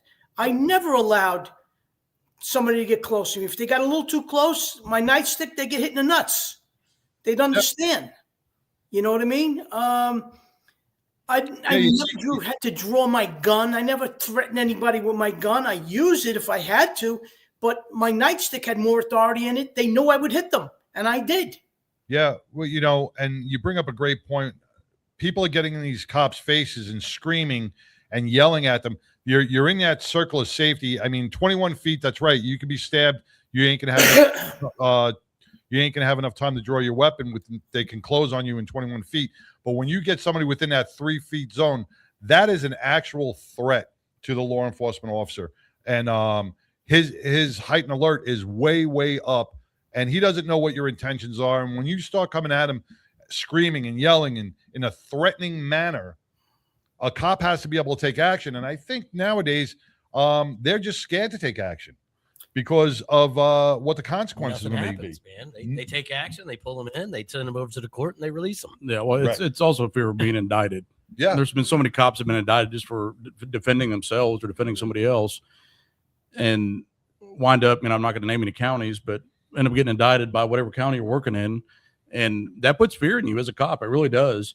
And there's cops out there right now that say, no, I'm not worried about that. Bullshit. They're all worried about it. They're all worried about if there's a camera there, what the camera's going to capture, if they do something, do they take action, or they're worried about getting indicted. Those are two things that scare the cops the most right now. Man, speaking of cameras. Completely agree. Those would, make everything easier. Yeah, everybody wanted body it's cams. Complicated this whole thing with body cams. And obviously, at the time, police kind of refused that idea. But now it saves so many cops' asses that ended up being a good thing. Yeah. But now you have people that are trying to video them, trying to entice them to do something to them with their, and they just got to stand there and take it. stuff. Yeah. Yeah, for views and TikTok likes. Let me get my camera. It is my understanding that the NYPD does not indemnify their police officers if they do something wrong within the parameters of the law, within the parameters of their rules and regulations. How could you go to work every day knowing that you might have to make a split-second decision and then be indicted for it? I couldn't do it. I would last about 5 minutes. I wasn't there to take anybody's nonsense. Okay. Well, now, did you read? If you read the post today, the governor, in her ultimate wisdom, Kathy Holcomb, now says that everybody in New York has to take out $1 million insurance policy if you want to carry a weapon. And I don't know if that's including the police officers, but if you are a legit legal citizen who goes in, does target practice or carries a gun for personal protection, you have to have $1 million liability, or you'll be stripped of that gun, and you will never be able to have a firearms license again. Unbelievable. Let's call a spade a spade. They do not want you to have a firearm in New York. Okay. Right. This little bitch that she is, okay, she's got 100 guys around her with guns and bulletproof vest. She doesn't allow the good citizens, the tax-paying, God-fearing, law-abiding people to own firearms or have a bulletproof vest to protect themselves. But yet, is her life better than mine? I would roll the dice. Okay, they can do what they want. I'm going up to New York next week. I carry a firearm all the time, and that's just the way it is. And most people that most people that carry firearms, you'll never know that they have a firearm on them unless they need to use it. They're not going to be pulling it out in, like, on Minneapolis with a AR-15 going, I'm here to protect my people. Which I'm just waiting for my hot pocket to get done. No, they're not going to do that. But let's get into some true crimes, because the way the culture is definitely hampers our detectives and our investigators, because they're being pulled from true crimes to go and disperse Karens out of the middle of the road. Yeah, disperse these Karens and demonstrators. So actual victims are being denied justice because they can't provide a true investigation. Yeah, that's what I'm seeing in Minneapolis too. I think they had somewhere around 600 and something officers there in Minneapolis. That's crazy to me. That is not very many officers. I was going to say, that's not a lot for Minneapolis. That's not a lot at all. That's a major metroplex. And that's a huge area. And so obviously you're taking those guys and gals off the street to go deal with these dipshits, for lack of a better term, that are protesting out there, causing all these problems. And now the people that actually need help, like you're saying, are not getting the help they need because they're being pulled away from other things. They're being pulled out of your neighborhoods. They're being pulled out of everything else just because of this and what political aspirations of other people have. Right. You're depleting the services of the taxpaying community because of this bullshit that's going on. But I know Pipple wants to get in some true crime and talk about some investigation. So I'm going to give you the mic. There you go. When you just came here, you said, let's talk about, we're going to talk about Amber Hegeman. Amber was a 7-year-old girl who was abducted right here in Arlington, Texas, 30 years ago, just riding a bike by a murderous pedophile. And she was found a couple days later and in a creek bed, and the killer was never caught.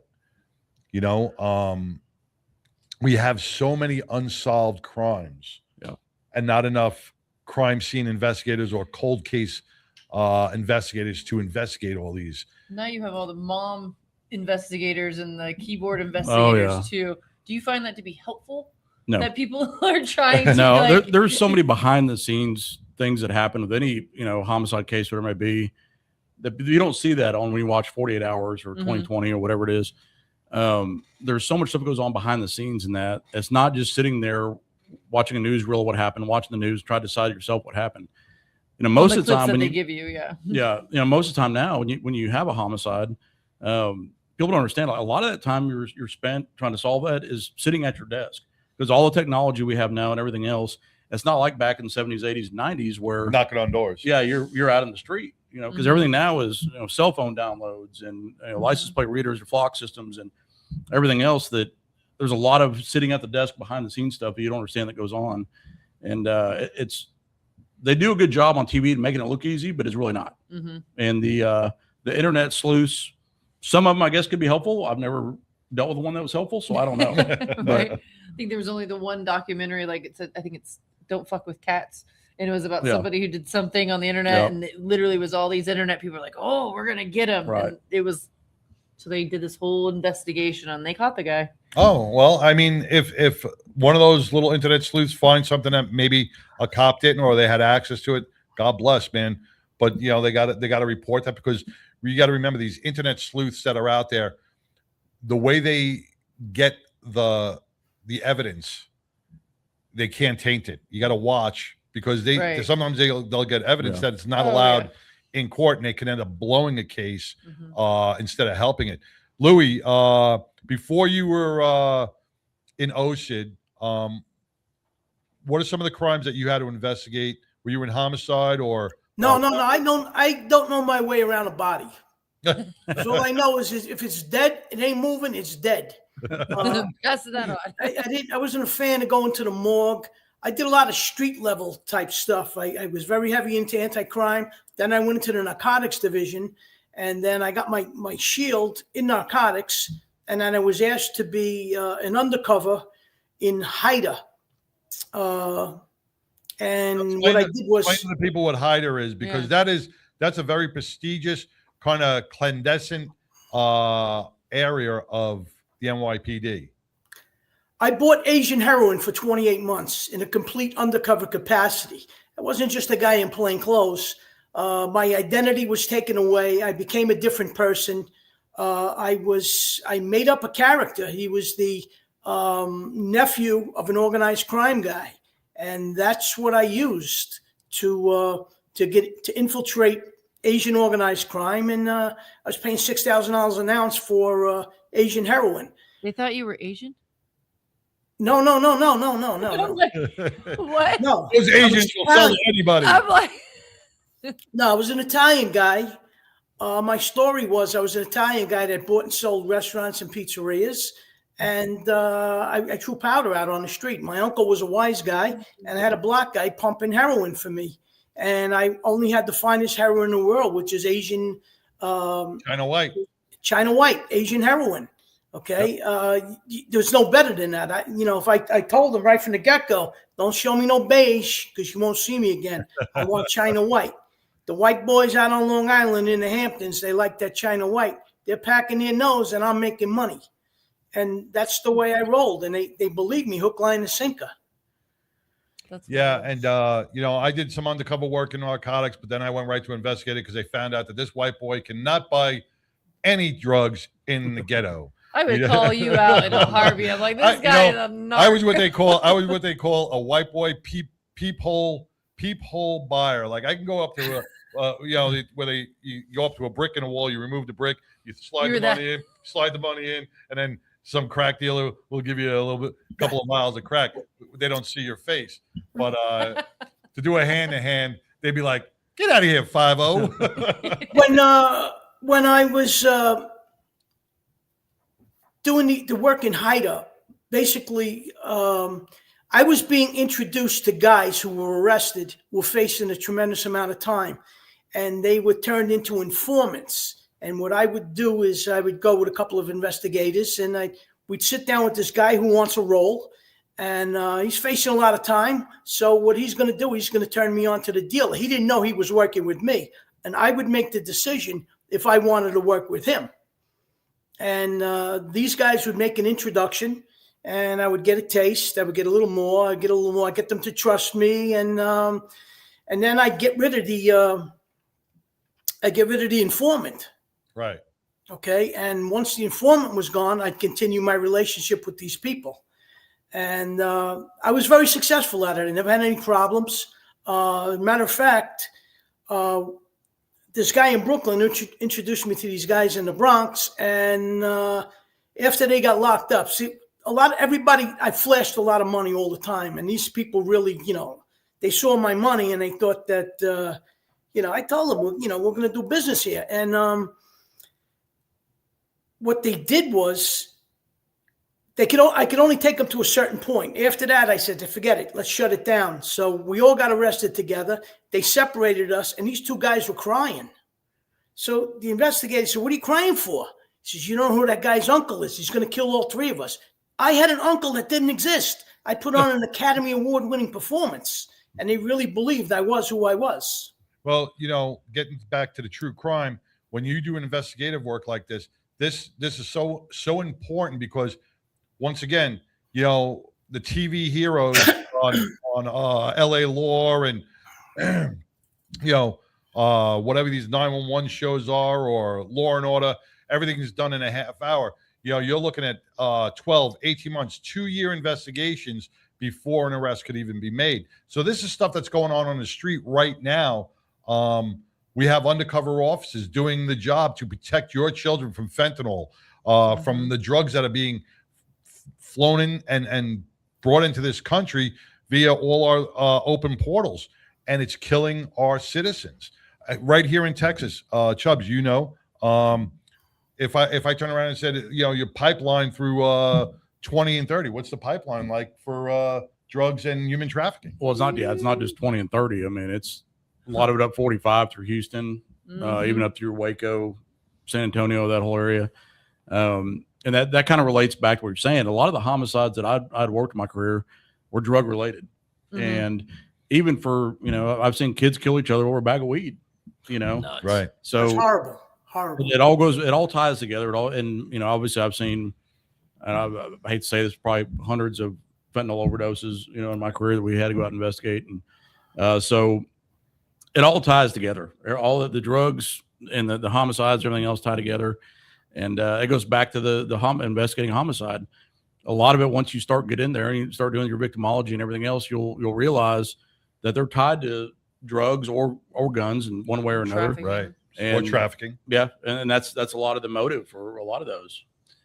We were talking about trafficking a little bit, like all like the bodies along the border and stuff and all the new science and stuff with DNA. Like, do you think all these cold cases are going to be popping up, like being able to find out why those people are there? Possibly. There's a couple. We've got a cold case in the city I work in that we've never solved. We had 2 bodies in a truck that they'd obviously been killed there, and the truck set on fire. And it was a cartel deal. We know it was a cartel deal. There was a brick of marijuana in the back that was a ginormous brick back there. And like I said, it was on fire, so we were all eating Cheetos. But anyways, but that's probably never going to be solved, because it was obviously that burned up in a fire. It was the cartel members that did it. We're not going to have their DNA in the system anywhere. And it's just, one of those things that double homicide is probably never going to be solved. Sadly, Good. It is my understanding today the most profitable illegal business in the world today is human trafficking. Yes. Yeah, it is surpassed drugs. Drugs were a multi-billion-dollar industry, but human trafficking has gained better profit. The worst homicide I ever dealt with was a baby that was thrown down a garbage chute with the umbilical cord still attached. I saw that baby. The janitor of the building found it, and I went and looked at it, and that haunted me. I have to tell you, because I didn't see that baby anymore. I saw my child. Yes. And we never found whose baby it was. It was somebody in the building, and she discarded the baby. And little did I know, because I don't know anything about doing homicide investigations, they took that baby to the morgue and they put it in a tub of water. If the baby dropped to the bottom, the crime was discarding a human body. If the baby floated to the top, it meant that it took air into its lungs, it took its first breath, and it was an actual human being, and it was changed to a homicide. Huh. I never knew that. See, I don't know anything about homicides. But I was involved, and I was working on anti-crime, and I went to see it, and I'm very sorry I ever did. Well, you both bring up some great points here. You got a baby in a garbage in a trash bin out of the projects, and then Chubbs, you're talking about kids, little teenagers, whacking each other for a bag of weed. We're going to take a quick break, and we're going to come back, and we're going to talk about the value of life and how it's diminished within this generational culture. We'll be back right after this. My name is Art Lee. I invented LifeVac to protect my family. Protect your family. Buy LifeVac now. Thank you, Daddy. That was us over 10 years ago.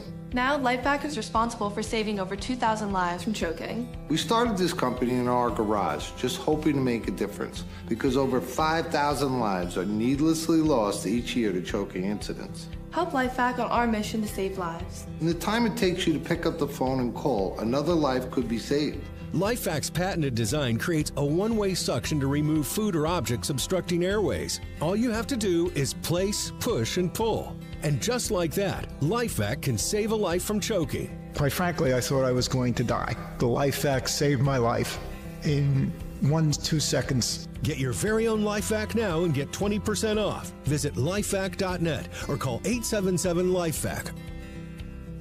As my personal promise to you, if you order a LifeVac and have to use it, LifeVac will replace it free. LifeVac works on adults, teens, or toddlers and can be ready in seconds and last a lifetime, guaranteed. Best of all, you can even use a LifeVac on yourself, the elderly, physically impaired, or those that other methods may not be possible or are dangerous. In the event of a choking emergency, you could save a life, even your own. Thank you, Daddy. Life is precious and time matters. Choking can happen anywhere. Help us put a LifeVac in every home, school, restaurant, car, office, everywhere. Protecting families has always been our mission. I'm sure you love your family like I love my daughter. Do us all a favor and get your own LifeVac now. LifeVac saves lives. Order one for your home, the office. It also makes a great gift. Use promo code Jackie and save 20%. Don't wait another minute. A life might depend on it. Go to lifevac.net or call 877-LifeVac. That's lifevac.net or 877-LifeVac. Order now. My name is Carol Saint, and I ride with 99. Hey, I'm Homie, and I ride on the 99. You can watch it every Wednesday, 99% Radio. Hello, beautiful people. I am Chaz. I ride with 99, baby. Woo! 99% Radio every Wednesday. Stay tuned. Woo! Y'all be fantastic. Right. Hey, welcome back to the award-winning 99% Radio Network here in the Fishbowl with True Crime on the 99. We have our guest, Louis B., retired New York City detective, on live from, where are you, Georgia? Oh, Alabama. I'm in Alabama. You're in Alabama. Alabama, I appreciate you now. I'm going to holler at you, say hey. What? I fit here like a square peg in a round hole. And we got Chubbs, the retired Leo from Texas, and podcast of Burn Pork. What days you add your podcast? I usually record on Tuesdays, and they usually come out Mondays. On Mondays? Unless some specials going on. But so make sure you follow Burn Pork, man. If you're a Leo out there, that is one amazing podcast because everything that you feel inside is talked about on this podcast. Yeah. So I don't hold much back. Yeah. It gets real and raw. And, it is a good way to know that you're not alone with your feelings and your thoughts about things that are happening around you. Then you bring it to life. So I want to thank you for and all your guests that are on that podcast. In support of you guys, let me just say this. The majority of the cops that are out there today who were active cops that worked in shithole precincts, like myself, always deny that they have PTSD. I have PTSD. I denied it for years on end. And when I was able to bring it out and say, yeah, this is, I have some of the same dreams all the time. And I spoke to a counselor and she convinced me this is PTSD. Little did I know that a child walking its dog and that dog runs across the street and gets hit with a car in front of that child will have PTSD. Yep. And how many things has a cop seen time and time again, 365 days a year? I the traumatic moment. I can break that down for you Yeah. because the average citizen, the average American citizen, will experience anywhere from 4 to 10 traumas in their lifetime, traumatic events in their lifetime. That's your average American citizen. A guy who does law enforcement officer, a firefighter, or a paramedic who does a 20-year stint in law enforcement, their average on 400 to 800 traumatic events in their entire career, in their 20-year career. Now, post-traumatic stress does start it doesn't start when a trauma happens. Post-traumatic stress starts as soon as you raise your right hand and take that oath, believe it or not, because now you are willing to lay down your life for a stranger. And that changes your whole mental mindset. It changes your way of thinking. It's the same with the military. As soon as you sign those papers, you have changed your whole mental mindset. So you will develop a form of post-traumatic stress. Depending on how severe it is depending on your resiliency, your coping mechanism, and your support network that's around you. So when I do a badge, through my nonprofit, a Badge of Honor, we do workshops with firefighters and law enforcement all the time. And we see a range of post-traumatic stress on so many different levels because it's individual. Everybody will not be impacted by the same traumatic events you are impacted by.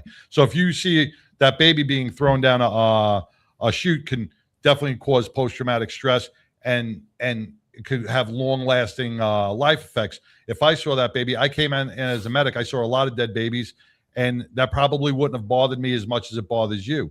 So there are different things that impact you that won't impact me, that won't impact Chubbs or Micah, who's a veteran, or even Pitbull.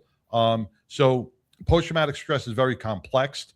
That's why we want everybody to, if you're feeling that mental strain, if you're feeling that mental pressure, to relieve that pressure by going to do an activity, to work out at the gym, do equine therapy, do rowing, go fishing, get off the friggin' couch and get out there and get your mental mind healthy. But all of our law enforcement across the nation are all battling some sort of post-traumatic stress, if they want to accept it or not, because there is no way you can be screamed in the face. I mean, I have an ex-wife that used to scream like that, and God, I got post-traumatic stress from that. You got a current one too. Yeah, man, my practice wife screamed all the time. But think about a protester every single day screaming in your face. That is almost a sign of domestic violence, because you cannot do anything about it. Think about the anger that's building up inside you, and you're being screamed at, spit at all day long on that line, and you can't just throat punch this person to shut them the fuck up. You have to stay there and take it. What do you think all that goes down to? That builds up inside you, and it's going to explode someday, somehow, on someone. And it could be a loved one, it could be a stranger, it could be road rage, but it's going to come out. Could be Robin Good. Yeah. Hey, listen, that clean shot, but if that dude wasn't suffering from PTSD from the car that drug him down the street, he might not have pulled his gun and shot her in the face. Correct. 3 times. PTSD is in everybody. It is in Listen, I suffer from PTSD from riding a motorcycle, so You That's could not getting away from us. it scares the hell out of me. Hey, listen, some people that's wind therapy. Some people it can scare the shit out of you. Who knows? I had a close call. I never got on a bike again. But let's get back onto the track on a true crime and the value of human life. Before we took that break, you were talking about a baby in a chute that probably some unwed mother didn't want to have didn't tell nobody. She hid the pregnancy from her parents or her baby mom or a baby daddy, and threw it into the trash chute. And Chubbs, you talking about 2 kids whacking each other over a bag of weed, and the value of human life has diminished. People got to remember, man, once you're dead, you're dead. It's no coming back. It's no reset. And Mikey, when we were off air talking about that, you brought up a great point, and video games is a huge impact on a child's mind. Absolutely. Well, I mean, it started with my generation. My kids were born in the 90s. So at this point, we already had video games pretty much everywhere. And then you just add the iPhone, the iPads in. So when my kids were small, they were raised by the video game and the TV that was on. And I even started realizing we were making a mistake because we didn't discipline our children correctly. But then on top of that, they're playing these games where they're killing people, shooting them in the face, jumping off of buildings, doing all this crazy stuff. These And kids go out are in the being real world. trained. They're being programmed. Now we take pilots and astronauts, and what do we do with them? We put them on these simulated machines. That's how they learn to fly a plane. What do you think these kids are doing? Okay, I took my nephew out hunting. Okay, this with a 270, he was dropping coyotes at 120 yards. He never picked up the gun before. You know when he learned. Well, It's all a video game. It's also dehumanizing the value of life, right? Because they feel that the video game becomes almost into a reality. I think you need to blame the parenting, not the video game. Because I'm the gamer here. I'm also a gamer, and so is my son. I actually went to college because I wanted to design video games. So I'm gonna be the little devil's advocate here. So I let my kid play some games, but I definitely sit him down and tell him about the realistic stuff and the other. And you can put parental controls on certain games, even on the Modern Warfare and stuff. There are parental controls where you can have no blood. Like there are things, and it's the parent. Did you buy him the game? You bought him the game. Right. No. So, but I mean, I sit my kid down like, don't be a dumbass. Like this is a game. So it's about parenting as well. There's not good parenting. There's not a lot of parenting going on these days. They're using the game as babysitters. Right. Yeah. You're correct. Absolutely correct. Which then when their kid goes out there and does a crime, they're like, oh my God. That's not how my did son. little Joey kill somebody?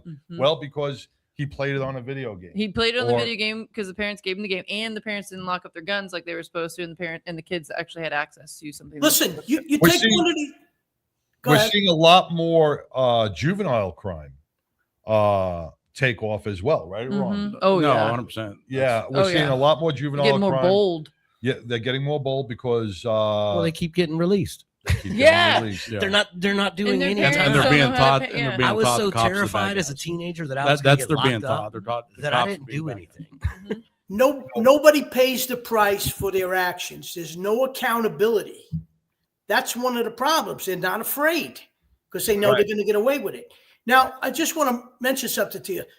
These kids can break down an AR-15, an AK-47. They can describe all of these guns that they see on TV. Ask them to show you how to make a knot in a tie. They can't do it. That's the first thing I learned from my dad. I learned how to spit shine shoes. I learned it from my dad. I was 5 years old. I would get a nickel from my grandfather on Sunday.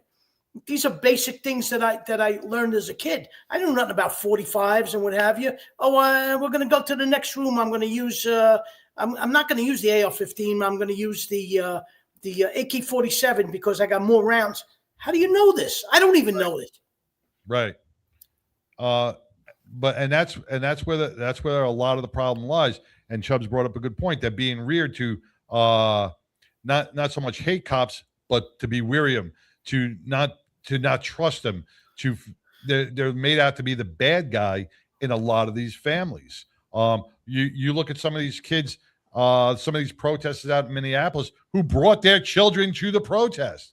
How is that good for your child to bring him to a place where you have a bunch of angry people screaming at cops? What kind of example are you setting for your child? That's child endangerment, personally. It is, and charges should be pressed against the parents. You would think. It'll never happen. We have liberal judges out there. We have a lot of liberal judges that will let anybody go. We're letting murderers go. We're letting rapists go. We're letting drug dealers go who are recidivists and committing more crime and victimizing more people. And there's no accountability for the judges. If a bartender gets in trouble for over serving, I think a judge should get in trouble for letting a criminal back out. That's why our law enforcement officers across the nation are being used as pawns, as stepping stools for politicians and judges, and they are taking the fall for the actions of sloppy politics and sloppy judicial system. And these men and women out there who are trying to just do a job are being criticized when it's not them. They're just upholding the law. it's our justice system and it's our politicians that are making these laws and doing it for votes, as these political protesters are doing it for clicks and views. Politicians are doing it for votes. They're going to pander to anybody who is going to cast a vote or cast a ballot their way, so they have another 2 or 4 years to skate and bleed the taxpayer. You mentioned something. I mentioned a lot of things. You mentioned something about accountability. Yes. We should hold judges and district attorneys accountable for allowing a recidivist violent offender to be released. And then he does it again. What are you thinking, Judge? You don't see what his past record is about? This guy's not going to change. You're putting him back out there. Okay? He's got to be put away. Just like you look at the past 3 tragic events in New York City. That young girl was lit on fire, got gasoline thrown on her, or lighter fluid, and she was lit on fire and she died. You look at the poor girl on the subway who was stabbed by that homeless man. You look at that other girl who was in the park, raped and murdered. These are all violent offenders that had well over 20 felony arrests. And then they're walking the street. Yeah, over 20, 25 arrests, and they're back out on the street. But then you have somebody like Daniel Penny who stands up to those people on the subway, and he gets indicted for it. So that's that's where your problem lies. It's people don't want to stick up for themselves or stick up for anybody else because they're afraid to go to prison. Right. And Daniel Penny, there used to be I thought it was called like a Good Samaritan law or something where you can't get. I guess that's not a thing anymore. Well, see, here's the deal. Like with Daniel Penny, went to stand up for the citizens of New York, right? Tried to help a situation, and if that was a white on white crime, or if that was a black on black crime, you would have heard nothing about it. You would have heard nothing about it. But somebody figured this could help their political career, and they made it a political issue.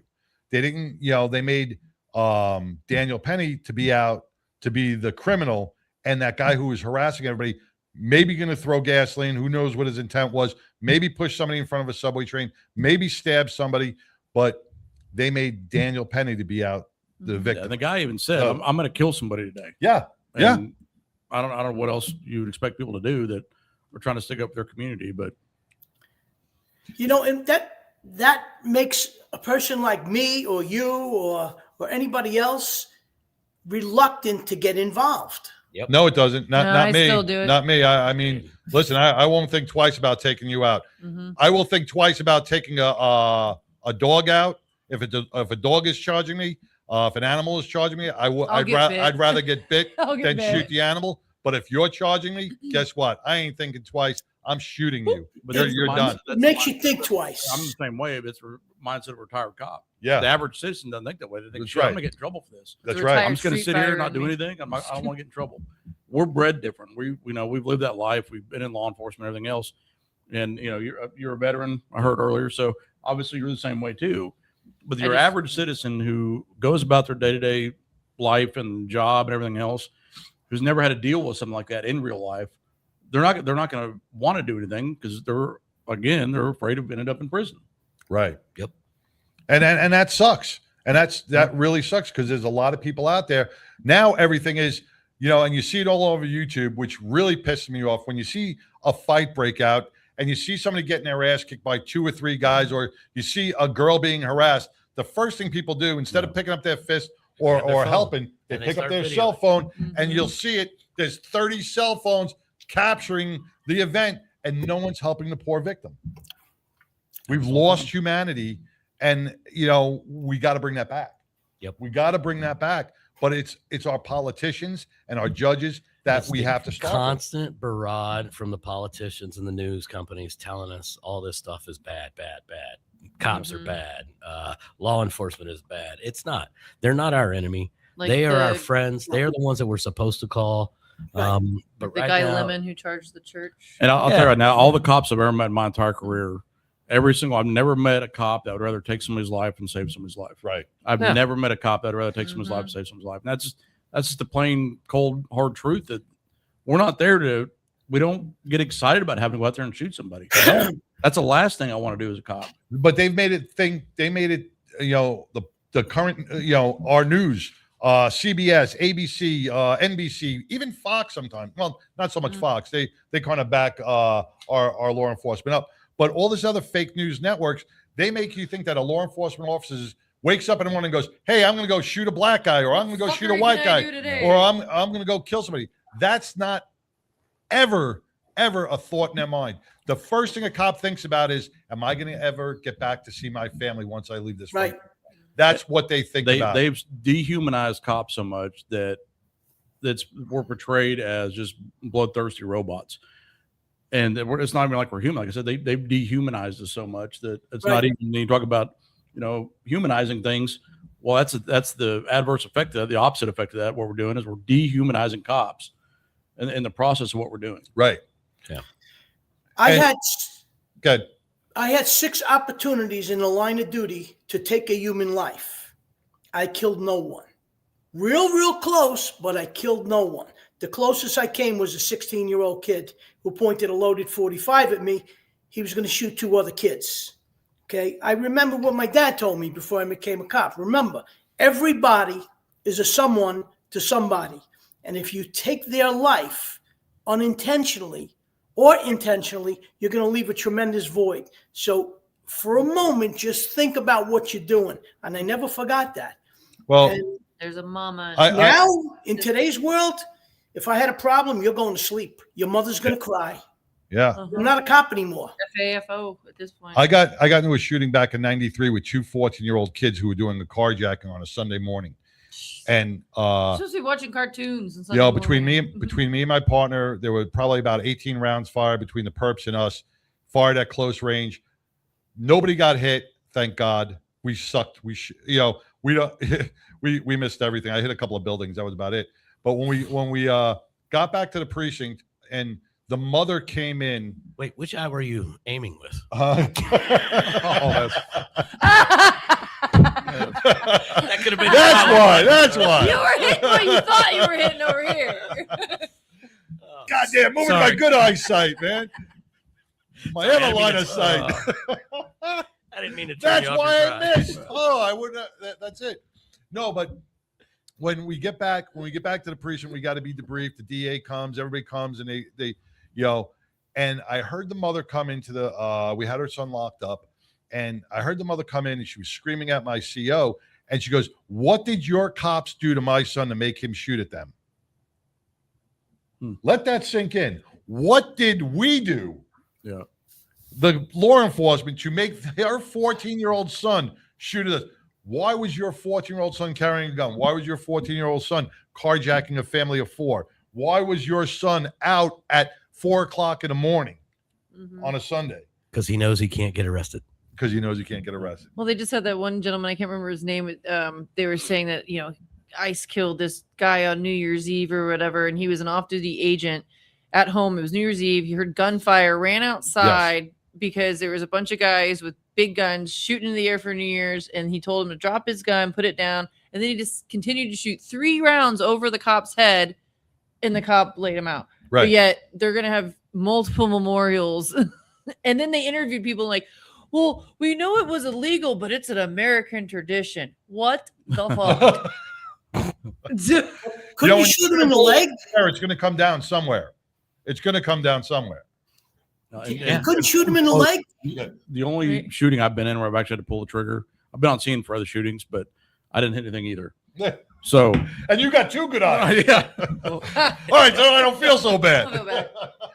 You want to talk about rounds coming down? So 2003 I was in Iraq, and we had captured Saddam Hussein's sons. When they captured that him, badass story. the city of Baghdad was celebrating, so everybody goes outside with their AK-47s and just starts shooting up in the air.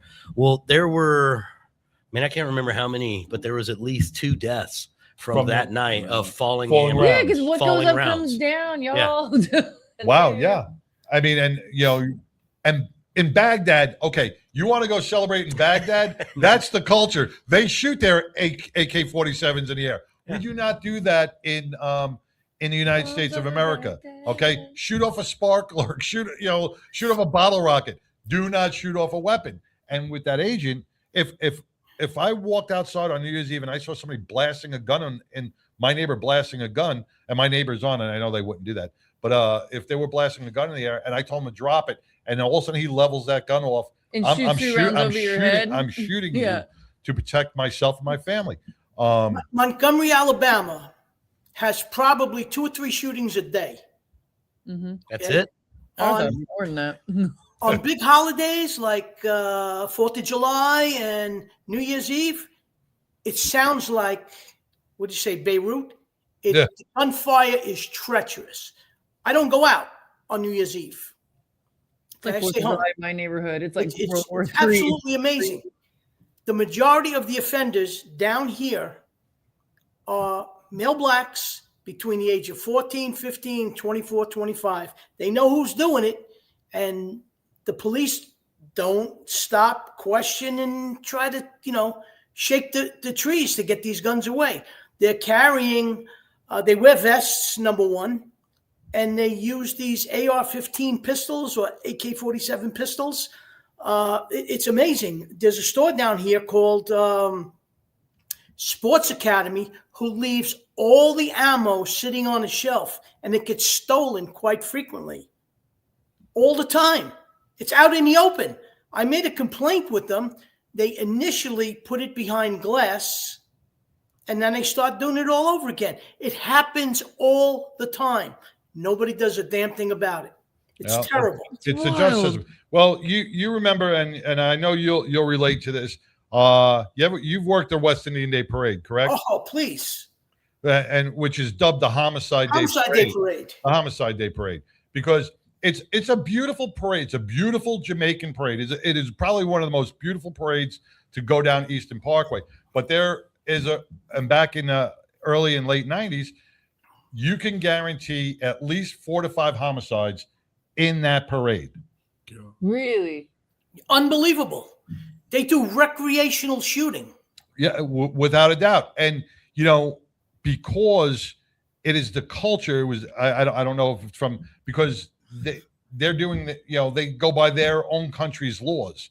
It's Jamaican Day Parade, whatever their culture is. So their goal is to do that on that. Is that what I'm hearing? There was usually 4 to 5 homicides and robberies and stabbings throughout that whole parade route, and they just let it go. And they smoke pot because they claim it's a religious thing. Well, we were always told you cannot arrest for pot. Nothing. Stand there and do nothing. Don't take any police action. Which is now what our Minneapolis police officers are being told to go, to stand down and not help out our immigration ICE officers. Did you see that police chief's face though? They were talking, and like the guy was talking. They were saying that we're going to go against the cops or whatever. Or something. The police chief's face goes. His eyeballs went up. Was like, are you seriously saying that right now? Like, I'm not going to go against ICE officers. I saw the whatever her name is out of Philadelphia. The sheriff out of Philadelphia. Don't bring the smoke here. What a waste of a badge. She's a DEI hire. She did nothing but work in recruitment. She should never be wearing a badge.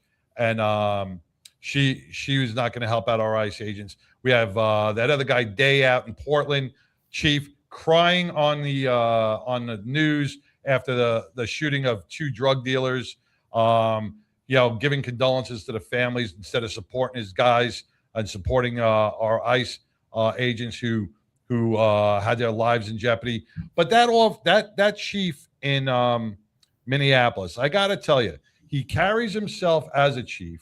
He's and I hate to say he's being bitten by the political pressure of probably whatever. He hates his job right now. He does. I think he looks like a cop's cop. He looks like he wants to stand up behind his cops and let them go out there and do their job. But I think he's got so many restraints on him that he's got his livelihood to worry about. Yeah, he's got his pension to worry about. They are not allowing him So to do what he's doing. Because when all those ICE agents' cars and the FBI cars were being broke into, and they were stealing the weapons and the IDs and all the paperwork out of those cars, Minneapolis PD was told to stand down and not respond. Yep. Same thing happened in Chicago. There's radio traffic, transmissions, and I played it on my show before that ICE is calling for help and they're being overwhelmed and they were told to stand down. Not go help. It's like, and that's What one of the those hell? things. If there's any cop out there that another cop's in danger and needs help right then, I don't give a shit what your political beliefs are. You gotta get your ass over there and help. That's what them. I don't And, get. It's a brotherhood. it's- Like it's a y'all are in the Well, same it's club. also it's also a moral, conscious thing, man. You are allowed to refuse an illegal order, and telling you to stand down while somebody's being hurt or being victimized. When they tell you to stand down, it's time to get your moral balls up and say, you know what, I'm risking my job, but I'm going to go help out a brother or sister law enforcement agent. I am going to go and help them. And if they fire you, so be it. You don't want to work for that department anyway. Somebody else will hire you. Come here to Texas or go to Florida. Go to a state that wants you and respects you. But you know what? If you're getting flack to stand down, you're not doing your job, man. You're not being Grow some part of- cojones and stand you're up not for what's being right. what you took the oath for. You're being a political pawn. It's selectively enforcing the law. Let me ask you this. Do that. Can't do that. When you went through the academy, what did you learn how to do? Crowd control. You formed a wedge. Right. Okay. We had at the time mounted. They went out there. You don't deal with a horse very well. 1,500-pound horse. You had canine. They were out there. They barked and growled, and nobody would cross that line. Yeah. Okay. When is the last time you saw them use that? No, you're 100% right. I haven't seen a canine officer out there. They won't use them use canine crowd control. That's one of the things. I've been to the FEMA crowd Most of control. them people are commander scared of school dogs, though, in for real. Anniston, Alabama, and that's one of the things. Obviously, water hoses can't use those anymore, but canine is one thing that's a huge no-no. Really? That's through FEMA. That's the training that FEMA Because gives you. when you go there. why is that? I I'm know curious. perps are more scared of the dogs. That's than they correct. are of the Now, you cops. can have them back behind your line, everything else, but no more front line. If you need them for something back in your secondary line or something like that. They're your but last no more. line. And I that saw comes from this great FEMA? video. Yep. There was a canine cop, and he was dealing with a guy that was in his face like that and kicked him or something. The cop looked at him like that, and then it had the music cut in. He turned around, he opened up Open his door. back door, and that fucking dog came out. I was like, yeah. You know, you can't negotiate with that dog. Yeah, he don't listen. He listens to one master, and that's it, man. I love that. And badass. that's they should bring the dogs. They should bring the mounted. Those horses. I do feel bad for the horses. Those To mounted me. officers know how to work those horses so they don't get hurt. Yeah. But they know how to they work those horses to push back the crowd Because they're intimidating. I think they people are are. really intimidating, but I always worry, like, is there that crazy that's going to go up and, like, stab the horse? That's what I always think about. 'cause I'm like, I always worry about that with the animals, to include dogs, man. Yeah. I love dogs, and I don't want to see a dog I get hurt. hate- So when yeah. you let him Well- come after someone, yeah. man, you never know what's going to happen. You know, I made a suggestion to the NYPD many years ago when I was in narcotics. Wrap the dog in Kevlar. Protect the dog. Well, I You think know they're what they doing did? that now. They got vests. They laughed at me. those army dogs with the vests and the goggles. Dude, now they jump they're out of doing that. airplanes. I now. know. They're Nuts. Yeah. What are those? At the time, they laughed at me. Oh yeah, back in the day, they didn't have. Do you remember? Well, when I got out of the academy, my bulletproof vest would probably stop at 38. Nothing Yeah. much more than that. Had It was layers. this thin, my vest, and it had 2 panels in it that you kept throughout your career, and it But degraded. wasn't that at the time though the main guns on the street? Now No, it's gotten, no, guns no. have gotten more No, accessible and high power. Back then, you had Tech 9s. You had Tech 9, I like you that had, band. you had Tech 9s. You had Uzis. Rap You had all those big guns out there. But our vest back in the Mazda day guns. never. I mean, it would go right through you. Yeah. What I did was I had a custom made vest. I went to Point Blank. I got a 30 layer vest with shock plate. Because when I went into narcotics and you were banging down doors, Yeah. I didn't want to deal with that, with the 10 layer vest. Some guys wore them. Yeah, No, I wore mine, man. It's I wore just, mine. look, they have to change these tactics. I believe that people should be allowed to protest, but give them an area to protest. You can't block the Brooklyn Bridge when I want to go home after working all day. Mm-hmm. There should be an area that these people can scream and yell, and then they got to clean up after they're done. That's going to be the next issue that you're going to see coming out if these protests continue, because motorists are going to get fed up with these protesters, and they're going to drive through a line of protesters. They're going to run them over. Because there is a law, you're not allowed to block traffic. You're not allowed to impede traffic. You're not allowed to block entranceways. You're supposed to protest from afar, hold your signs up, get dressed up in your cat outfit and your little squiggy outfit, and scream kumbaya, whatever you want to scream. But you're not allowed to do that. But there's going to be a pissed off motorist one day who's going to say, you know what? Fuck these protesters. I believe in North Carolina, they're allowed to run over people. Mace to the front of my bumper. And I saw a video. Yesterday. I think it was in LA. It was a tanker truck going over a bridge, and it just showed a swarm of people surrounding this tanker truck. Almost looked like the swarm of Rodney King. Remember when Rodney King? They pulled the guy out. Yeah, when they pulled him out of the truck, and they started beating him with the bricks. It almost was remnants of that. And I'm thinking about this poor truck driver who's just delivering fuel to the next gas station, gets swarmed by hundreds of people and trying to get through. And he's probably thinking, oh my God, I'm going to die. Yeah. So he's justified to try to get out of there. He'll still be indicted. But he'll still be indicted. End up in prison. Exactly. That's a shame. It is, because he's just trying to do his job. Equipment that the police use. It said I could go. They got to get rid of, I don't know how you guys feel, they got to get rid of these tasers. Okay? I'm not going to rely on a taser when a guy's got a knife. I'm sorry. A knife can use.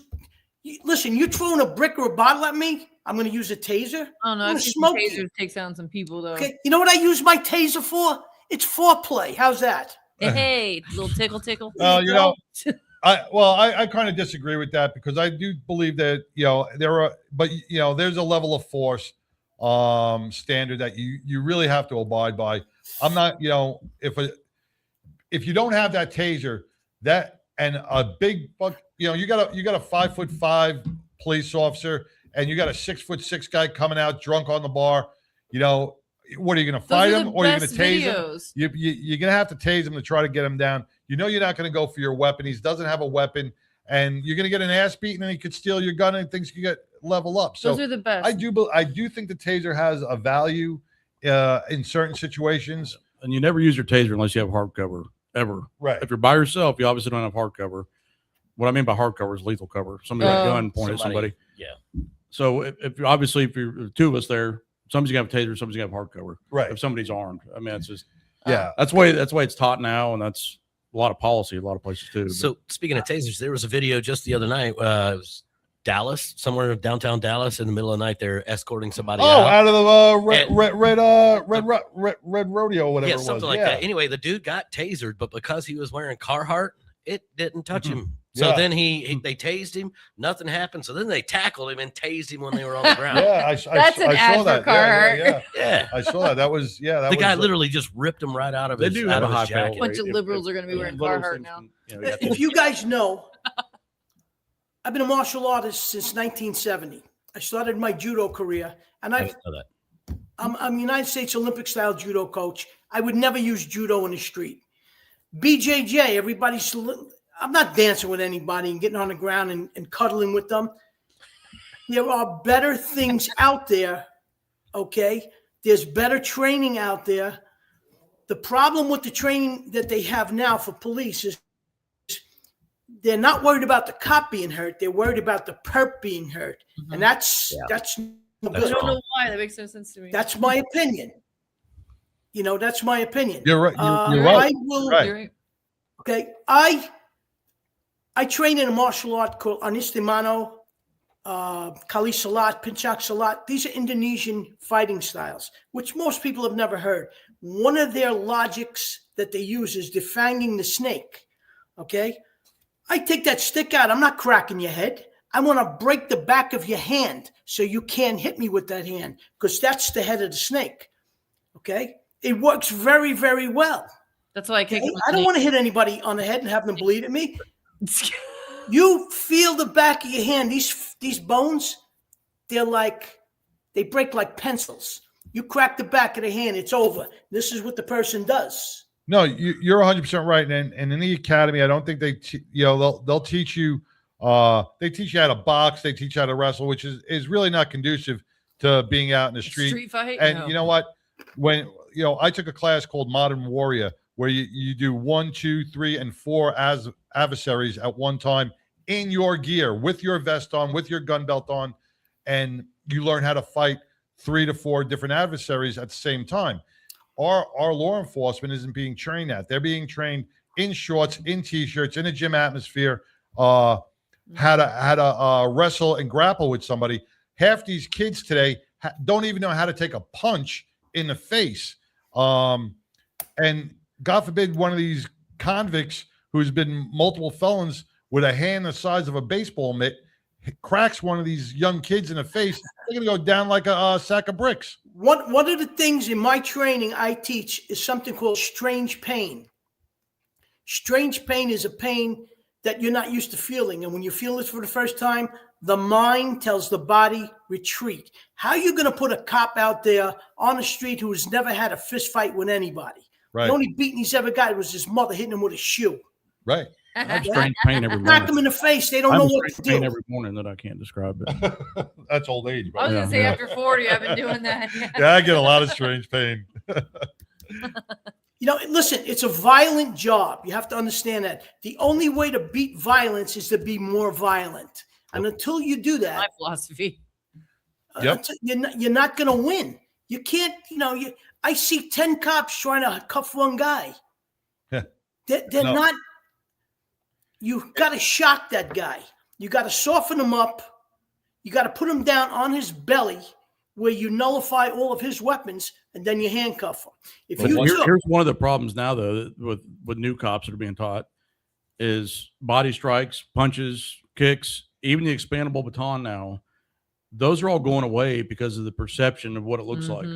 Like you're beating And somebody. The agency I was at, we were getting rid of our batons, and that was the reason, was because of the perception that that is crazy. I thought all the what it batons looks were like in gone, public yeah. when you can use other techniques supposedly, but yeah, especially punches and kicks. On a but- positive note, I did see that I think Rockwall Police Department, if I could be wrong, they're bringing back where the police department is passing out their baseball cards to kids. Oh, because I remember when I was a kid, if you give a thumbs up to a police officer, they'd stop and they'd give you a baseball card. Well, that's cool. They're bringing that back over in Rockwall. we gotta wrap it up. But once again, I want to thank Louis and Chubbs. Always a pleasure, guys. God there are bless so you. many great organizations out there. We got Spokes for Hope out there that gives bicycles to the police officers to bridge the gap with the community. We got Rockwall with the baseball cards. Here's another thing. Cops got to get out of their cars and be one with the community. They can't drive by at 30 miles an hour and expect the community to respect them. Get out of your car, speak with the citizens in your neighborhood, hang out. and be one with the community. Cops walking a beat is the best crime fighting technique out there, because you put an omnipresence out there.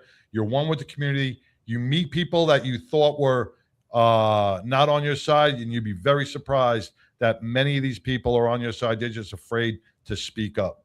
And shave those beards, cut off those man buns. Everybody wears the same uniform. That's why it's called uniform. Okay? Show respect, but command respect. Look like $1 million. 100%. Louis B., thank you so much. Thank you for joining us here. Always a on pleasure, 99 guys. for our True Crime God bless. segment. Chubbs, I want to thank you as well for being part of the being part of this. Once again, you can catch Chubbs on Mondays on Burnt Pork. Be sure to like, follow, and subscribe to his channel. Micah, always a pleasure with Texas Harley Davidson. You are a veteran. Your insight into this was invaluable because we see it not only as law enforcement and veterans, we see it as basic humanity, trying to make people safe and protecting our public. And we all have to stand together as one, and we all have the same mental mindset. You know, we don't give a shit what color you are, who you're fucking in the bedroom. We just care about your safety, and that's what the 700,000 cops across this country think about, is your safety, and that's it. Don't believe the politicians. Don't believe the news. Don't believe the rhetoric or the propaganda. Support your local police officers. Support your veterans, and hang that American flag as high as you can. All right, and be proud of it. All right, we're gonna bring on Mongo, because I'm sure he is gonna have a lot of insight on this. Right after these messages, stay tuned. It's gonna get even better. In the halls where kids fear to tread, tattoo mark foundations spreads its bed with teddy bears and hugs so warm, battling illnesses. They're not alone for long. It's all about the kids. It's all about the kids. The Tattoo Mark Foundation brings smiles across Texas. Teddy bears bring smiles to kids in beds. A foundation with heart won't let them be separated. Families gather, friends lend a hand. Together we fight and never stand alone. With every hug, a smile takes flight in the rooms where hope and courage ignite. It's all about the kids. It's all about the kids. The Tattoo Mark Foundation brings smiles across Texas. Teddy bears bring smiles to kids in beds. A foundation with heart won't let them be separated. From the smallest to the tallest child, each one feels the warmth, each one feels the thrill. With every veer and every smile, we heal the pain, we mend the stone.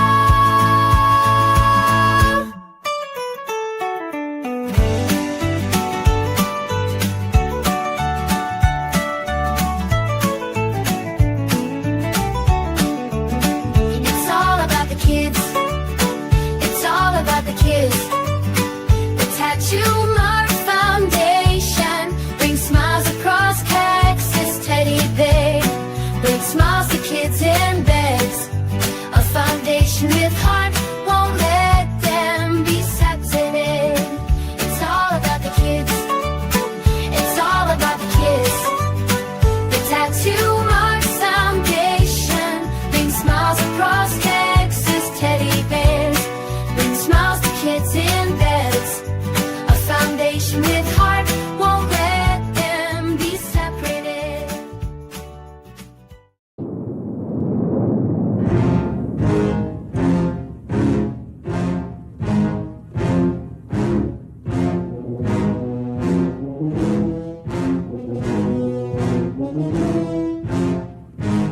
Mongo!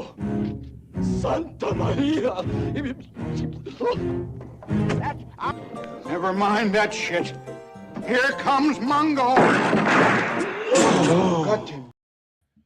Don't mind. Hey, welcome, Mongo. Sideshow Pitbull, how's it going? Hey, before Fantastic. we begin, man, I want to send you my condolences. Send Rocky our condolences What happened? for the loss of her mom. Oh, This I'm past sorry. weekend. I am sorry.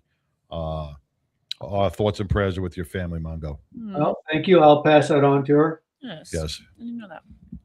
Much love. So I know you were probably listening to the show. What'd you think of our True Crime 99? Well, it brought back a lot of memories and a lot of fun times. Just the giggle. There was I mean, in addition to everything I may have done, there was a time when I taught defensive tactics, and I don't know if I was selected because they thought I was an asshole, and I've been there, done that. But one of the things that I did when I was teaching defensive tactics is we went through an evolution of boxing, where we put on boxing gloves and headgear, And I told everybody, I said, listen, and we went 2-minute rounds. I said, during these 2 minutes, I said, I'm going to defend myself. I said, but at one point, I'm going to punch you in the face. You're going to take a shot. I said, I'm not going to knock you out, but I'm going to hit you hard, and you need to fight back. I said, but I will give you the opportunity to hit me back. And of course, a couple guys didn't get that opportunity because I was like, I'm not letting you hit me. But but everybody got to feel what it felt like to get the clock clean. They need to feel that. It's Needs to feel that to get hit. a lot of people were amazed. Their eyes were opened. I used to box in Yeah. college. I was actually the heavyweight champion of Kansas in 2001. Yeah, but you know what? Criminals do not have boxing gloves on. You should be able to close fist that motherfucker right in the face and say, hey, you better be able to take a punch. Yep. You better be able to take a punch. So You're gonna run your mouth. That's You right. better be able to take it. Mongo, what is our Mongo log gonna fulfill the rest of this day with? So Not today. What's the cherry on top? I've got, like I said, I've got like 6 of these written. I've actually took this one out of order just because I want to keep it a little more current with what's happened recently with our activities down in Nicaragua. The other ones aren't necessarily time sensitive. So this one's basically, it's titled the Monroe Doctrine, but it talks about what we just went through. Okay. All right. Without further ado, the Mongo log. Here we go. The Monroe Doctrine emerged during a time when many Latin American countries were given independence from European colonial rule. It was intended to prevent European powers from colonizing or interfering in the affairs within the Western Hemisphere, asserting that any such action would be viewed as hostile by the United States. In return, the United States committed to avoiding involvement in European conflicts and international affairs. The doctrine declared that the Western Hemisphere was no longer open to European colonization. Additionally, it warned that any attempt by European nations to extend their influence in the Americas would potentially be viewed as a hostile act by the United States.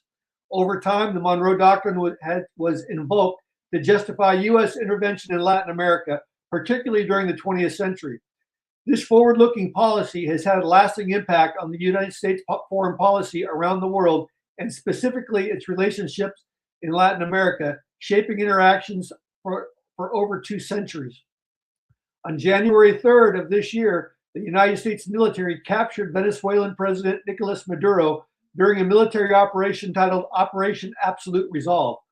Maduro and his wife were securely living on a Venezuelan military installation under heavy security by military forces. This operation involved extensive planning and execution, resulting in Maduro quickly and efficiently being taken into custody, along with his wife, Celia Flores. Of course, there has been significant international backlash and international opinions regarding the legality of this operation. Let's be honest, though, if the U.S. were to find a way to effectively eliminate world hunger, half the United Nations would piss and moan that our solution wasn't healthy enough or wasn't religiously appropriate, possibly none of our business, or to solve, or a little bit too late. No doubt, it would obviously have been easier to have killed Maduro during a military operation or a covert CIA operation, but instead the United States, with precision, coordination, and through military might, captured him alive with no U.S. casualties. I listened to an interview of several individuals describing the military operation. One of these individuals claims to have witnessed the entire U.S. operation to capture Venezuelan President Nicolas Maduro. He states the U.S. used a sonic weapon of some sort during the mission to incapacitate the opposing Venezuelan forces. Initially, there was a sudden shutdown of all Venezuelan radar systems without any explanation. The next thing they saw were hundreds of drones flying over their positions. They didn't know how to react. He described watching about 20 U.S. soldiers deploy out of roughly 8 helicopters positioned over the base. They were described as being very technically advanced. The Venezuelan troops said that the invading force didn't look like anything they'd ever fought against before. The soldier who witnessed this and said that the Venezuelan forces were numbered in the hundreds, but even with overwhelming numbers, they had no chance. The U.S. forces were shooting with such precision and speed that it felt as if each soldier was firing 300 rounds per minute. U.S. soldier, that is. The U.S. forces then deployed some sort of sonic weapon against the Venezuelan forces. He continued by saying at one point something was deployed. He did not know how to describe this weapon, The resulting sensation felt like a very intense sound wave. Suddenly, the Venezuelan soldiers felt as their heads were going to explode from the inside. Venezuelan soldiers started bleeding from their noses. Some were even vomiting blood. They fell on the ground, unable to move. None were able to even stand up after the sonic weapon was deployed. 20 highly trained and uniquely armed U.S. soldiers, without suffering a single casualty, killed hundreds of opposing and disoriented Venezuelan soldiers. The Venezuelans had no way to compete with the U.S.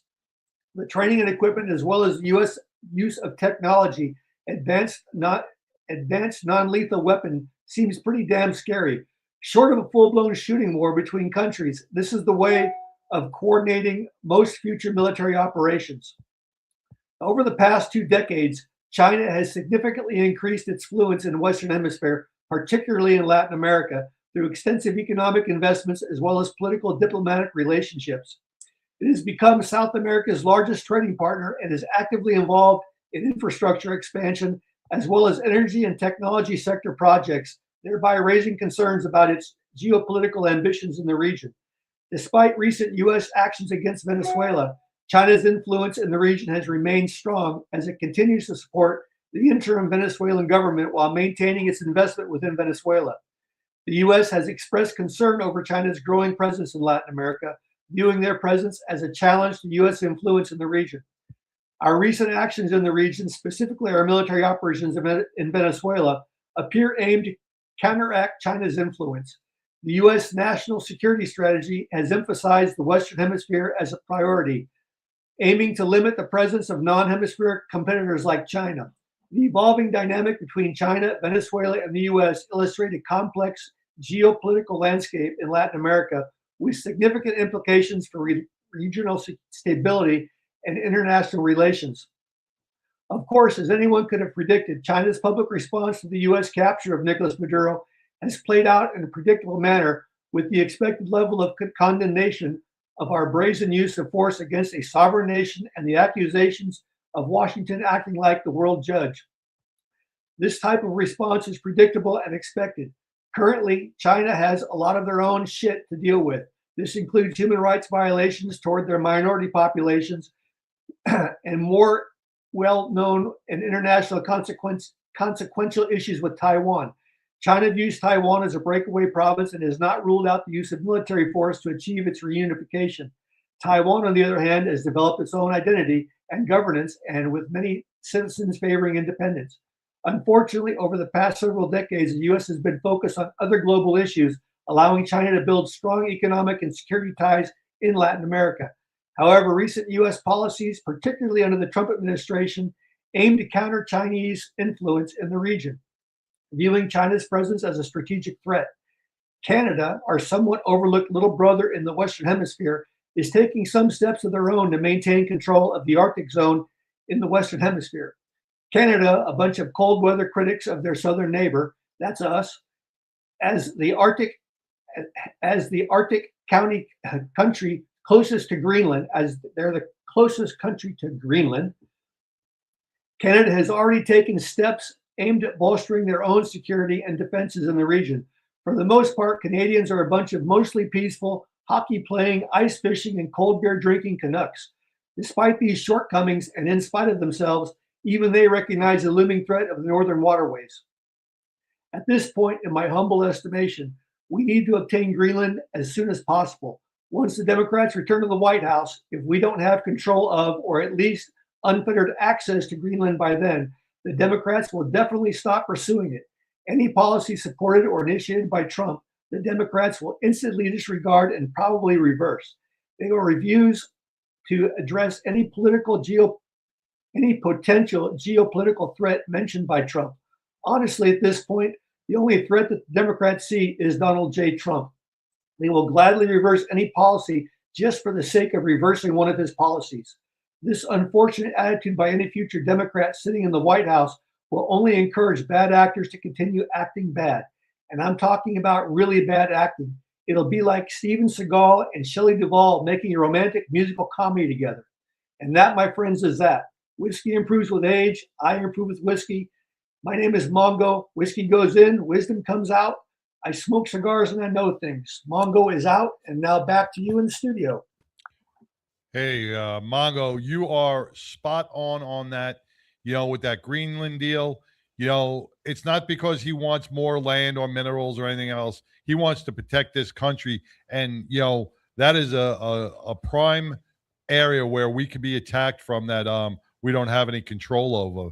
And I feel he is so adamant about getting that deal done because there is an imminent threat to this country if he does not inquire that.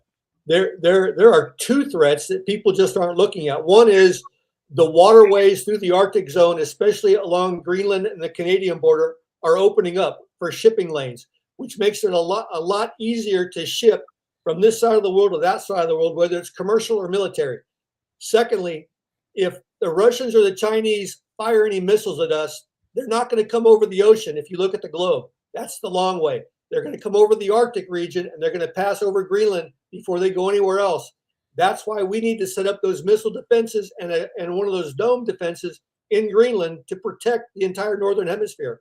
Yep, and I think the American public isn't told everything about national security, but to see him for good reason. Yeah, but to see him go so balls to the wall on this deal, it's because there is definitely a threat coming that way, and he wants to protect the United States of America from any invasion or missile strikes. So, we got to keep praying that the deal goes through and that we can get our military defenses to protect us up and ready to go before they strike. Yeah, no doubt. I learned something about Greenland that I wasn't aware of. I know it's sparsely populated by primarily native people, native Indian type people in that area. But the few population centers that there are no roads that connect those population centers. They're isolated. I mean, you got one here, you got one there, you got one over there, but they don't connect. You got to go by waterway and then overland without road. Yeah, I saw something about that when they did an overhead shot of one of the villages or one of the towns that's over there. And yeah, it is isolated. Oh yeah. That sonic weapon that you were talking about, last week or the week before, just before they it was just after they captured Mandela or whatever his name is, Mandoro. That sonic weapon, they tested that, and some of the news reporters showed that it's silent and it's a non-lethal way of knocking somebody out from far away. Yep. And totally incapacitates them so they can get in and get out. And I think that's what they probably use. That's one of those secret weapons that, once again, we as the American public do not know about, but is a huge tool in our military toolbox. Oh yeah, I'm sure that in addition to all the bloody noses, there are a lot of shitty pants too. Yeah, yeah. When you think about that, these military operatives got in and out with him and his wife, and I don't think there was much bloodshed. No. Well, not on our part. Not on our part. Yeah, and then you have the people. They complain that we actually did it, but then they go, well, why didn't we get the vice president and the next people down the line, the military? Listen, these operations don't work like that. You take small targets at a time. Make plans to go back for more later, but you can't take everybody at once because that's just, you're spreading yourself out. In order to get him, that was months and months and months of training and planning and strategic. He didn't just DoorDash it. Yeah, exactly. I feel like I want to grab him today. Yeah, no. And I think our military did a superb job in doing what they did. God bless them. That secret, whoever did it. I just love that the motherfucker said, "Come get me." We're like, all right, yeah, all right, well, here we come. Yeah, you don't want to turn around and say you don't turn around and Trump say, "Hold my beer." That's what you want. Yeah. Trump's going to say, "Hold my beer. Let me show you what I got." Yeah. And God bless it. Once again, man, thank you so much for educating us on this. Mongo is not somebody who takes his news from the right or the left. He stays bipartisan and brings you the actual news on how his opinion feels about it. And it's usually straightforward and it's usually correct. So I want to thank you, Mongo, for putting the time and the effort. President. Yeah, Mongo for president, putting the time and the effort into these monologues, because they do mean so much to so many across this great country. Well, I appreciate it. Thank you, sir. All right, we'll talk We'll to y'all talk later. to you soon. All right. Take care, brother. Adios. Adios. Man, once again, another famous monologue, man. You got to download those and re-listen to those, because he is spot on every one of them. He does weeks of research and he comes up with some true facts. Yeah. So what a great day, True Crime 99. This was a great idea, Pitbull. This was Pitbull's idea to do this. I think you did a wonderful job. Well, thank you. You did a wonderful job on the advertising. We're gonna do some more themes. We're gonna do some more themes. Because next week we have the beautiful Brianna Smith coming on, Miss USAO, Miss Texas. Yes, is coming so on. excited. So we're gonna have a little glam show about women power next week. Fantastic, fantastic. So be sure to tune in, subscribe, like, share, do all those social media things, that help us out to get the word out.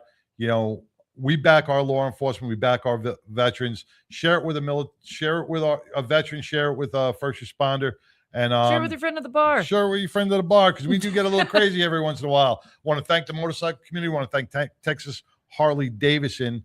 Thank you, Louis B.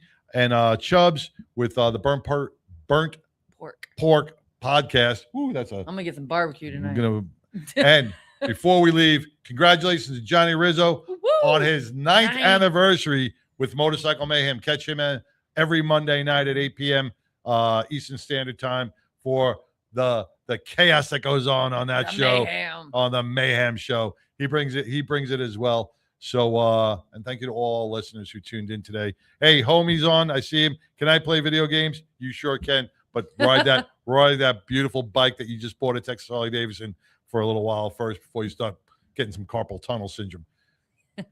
And thank you, Chance, from behind the board, man, for really making all this magic work.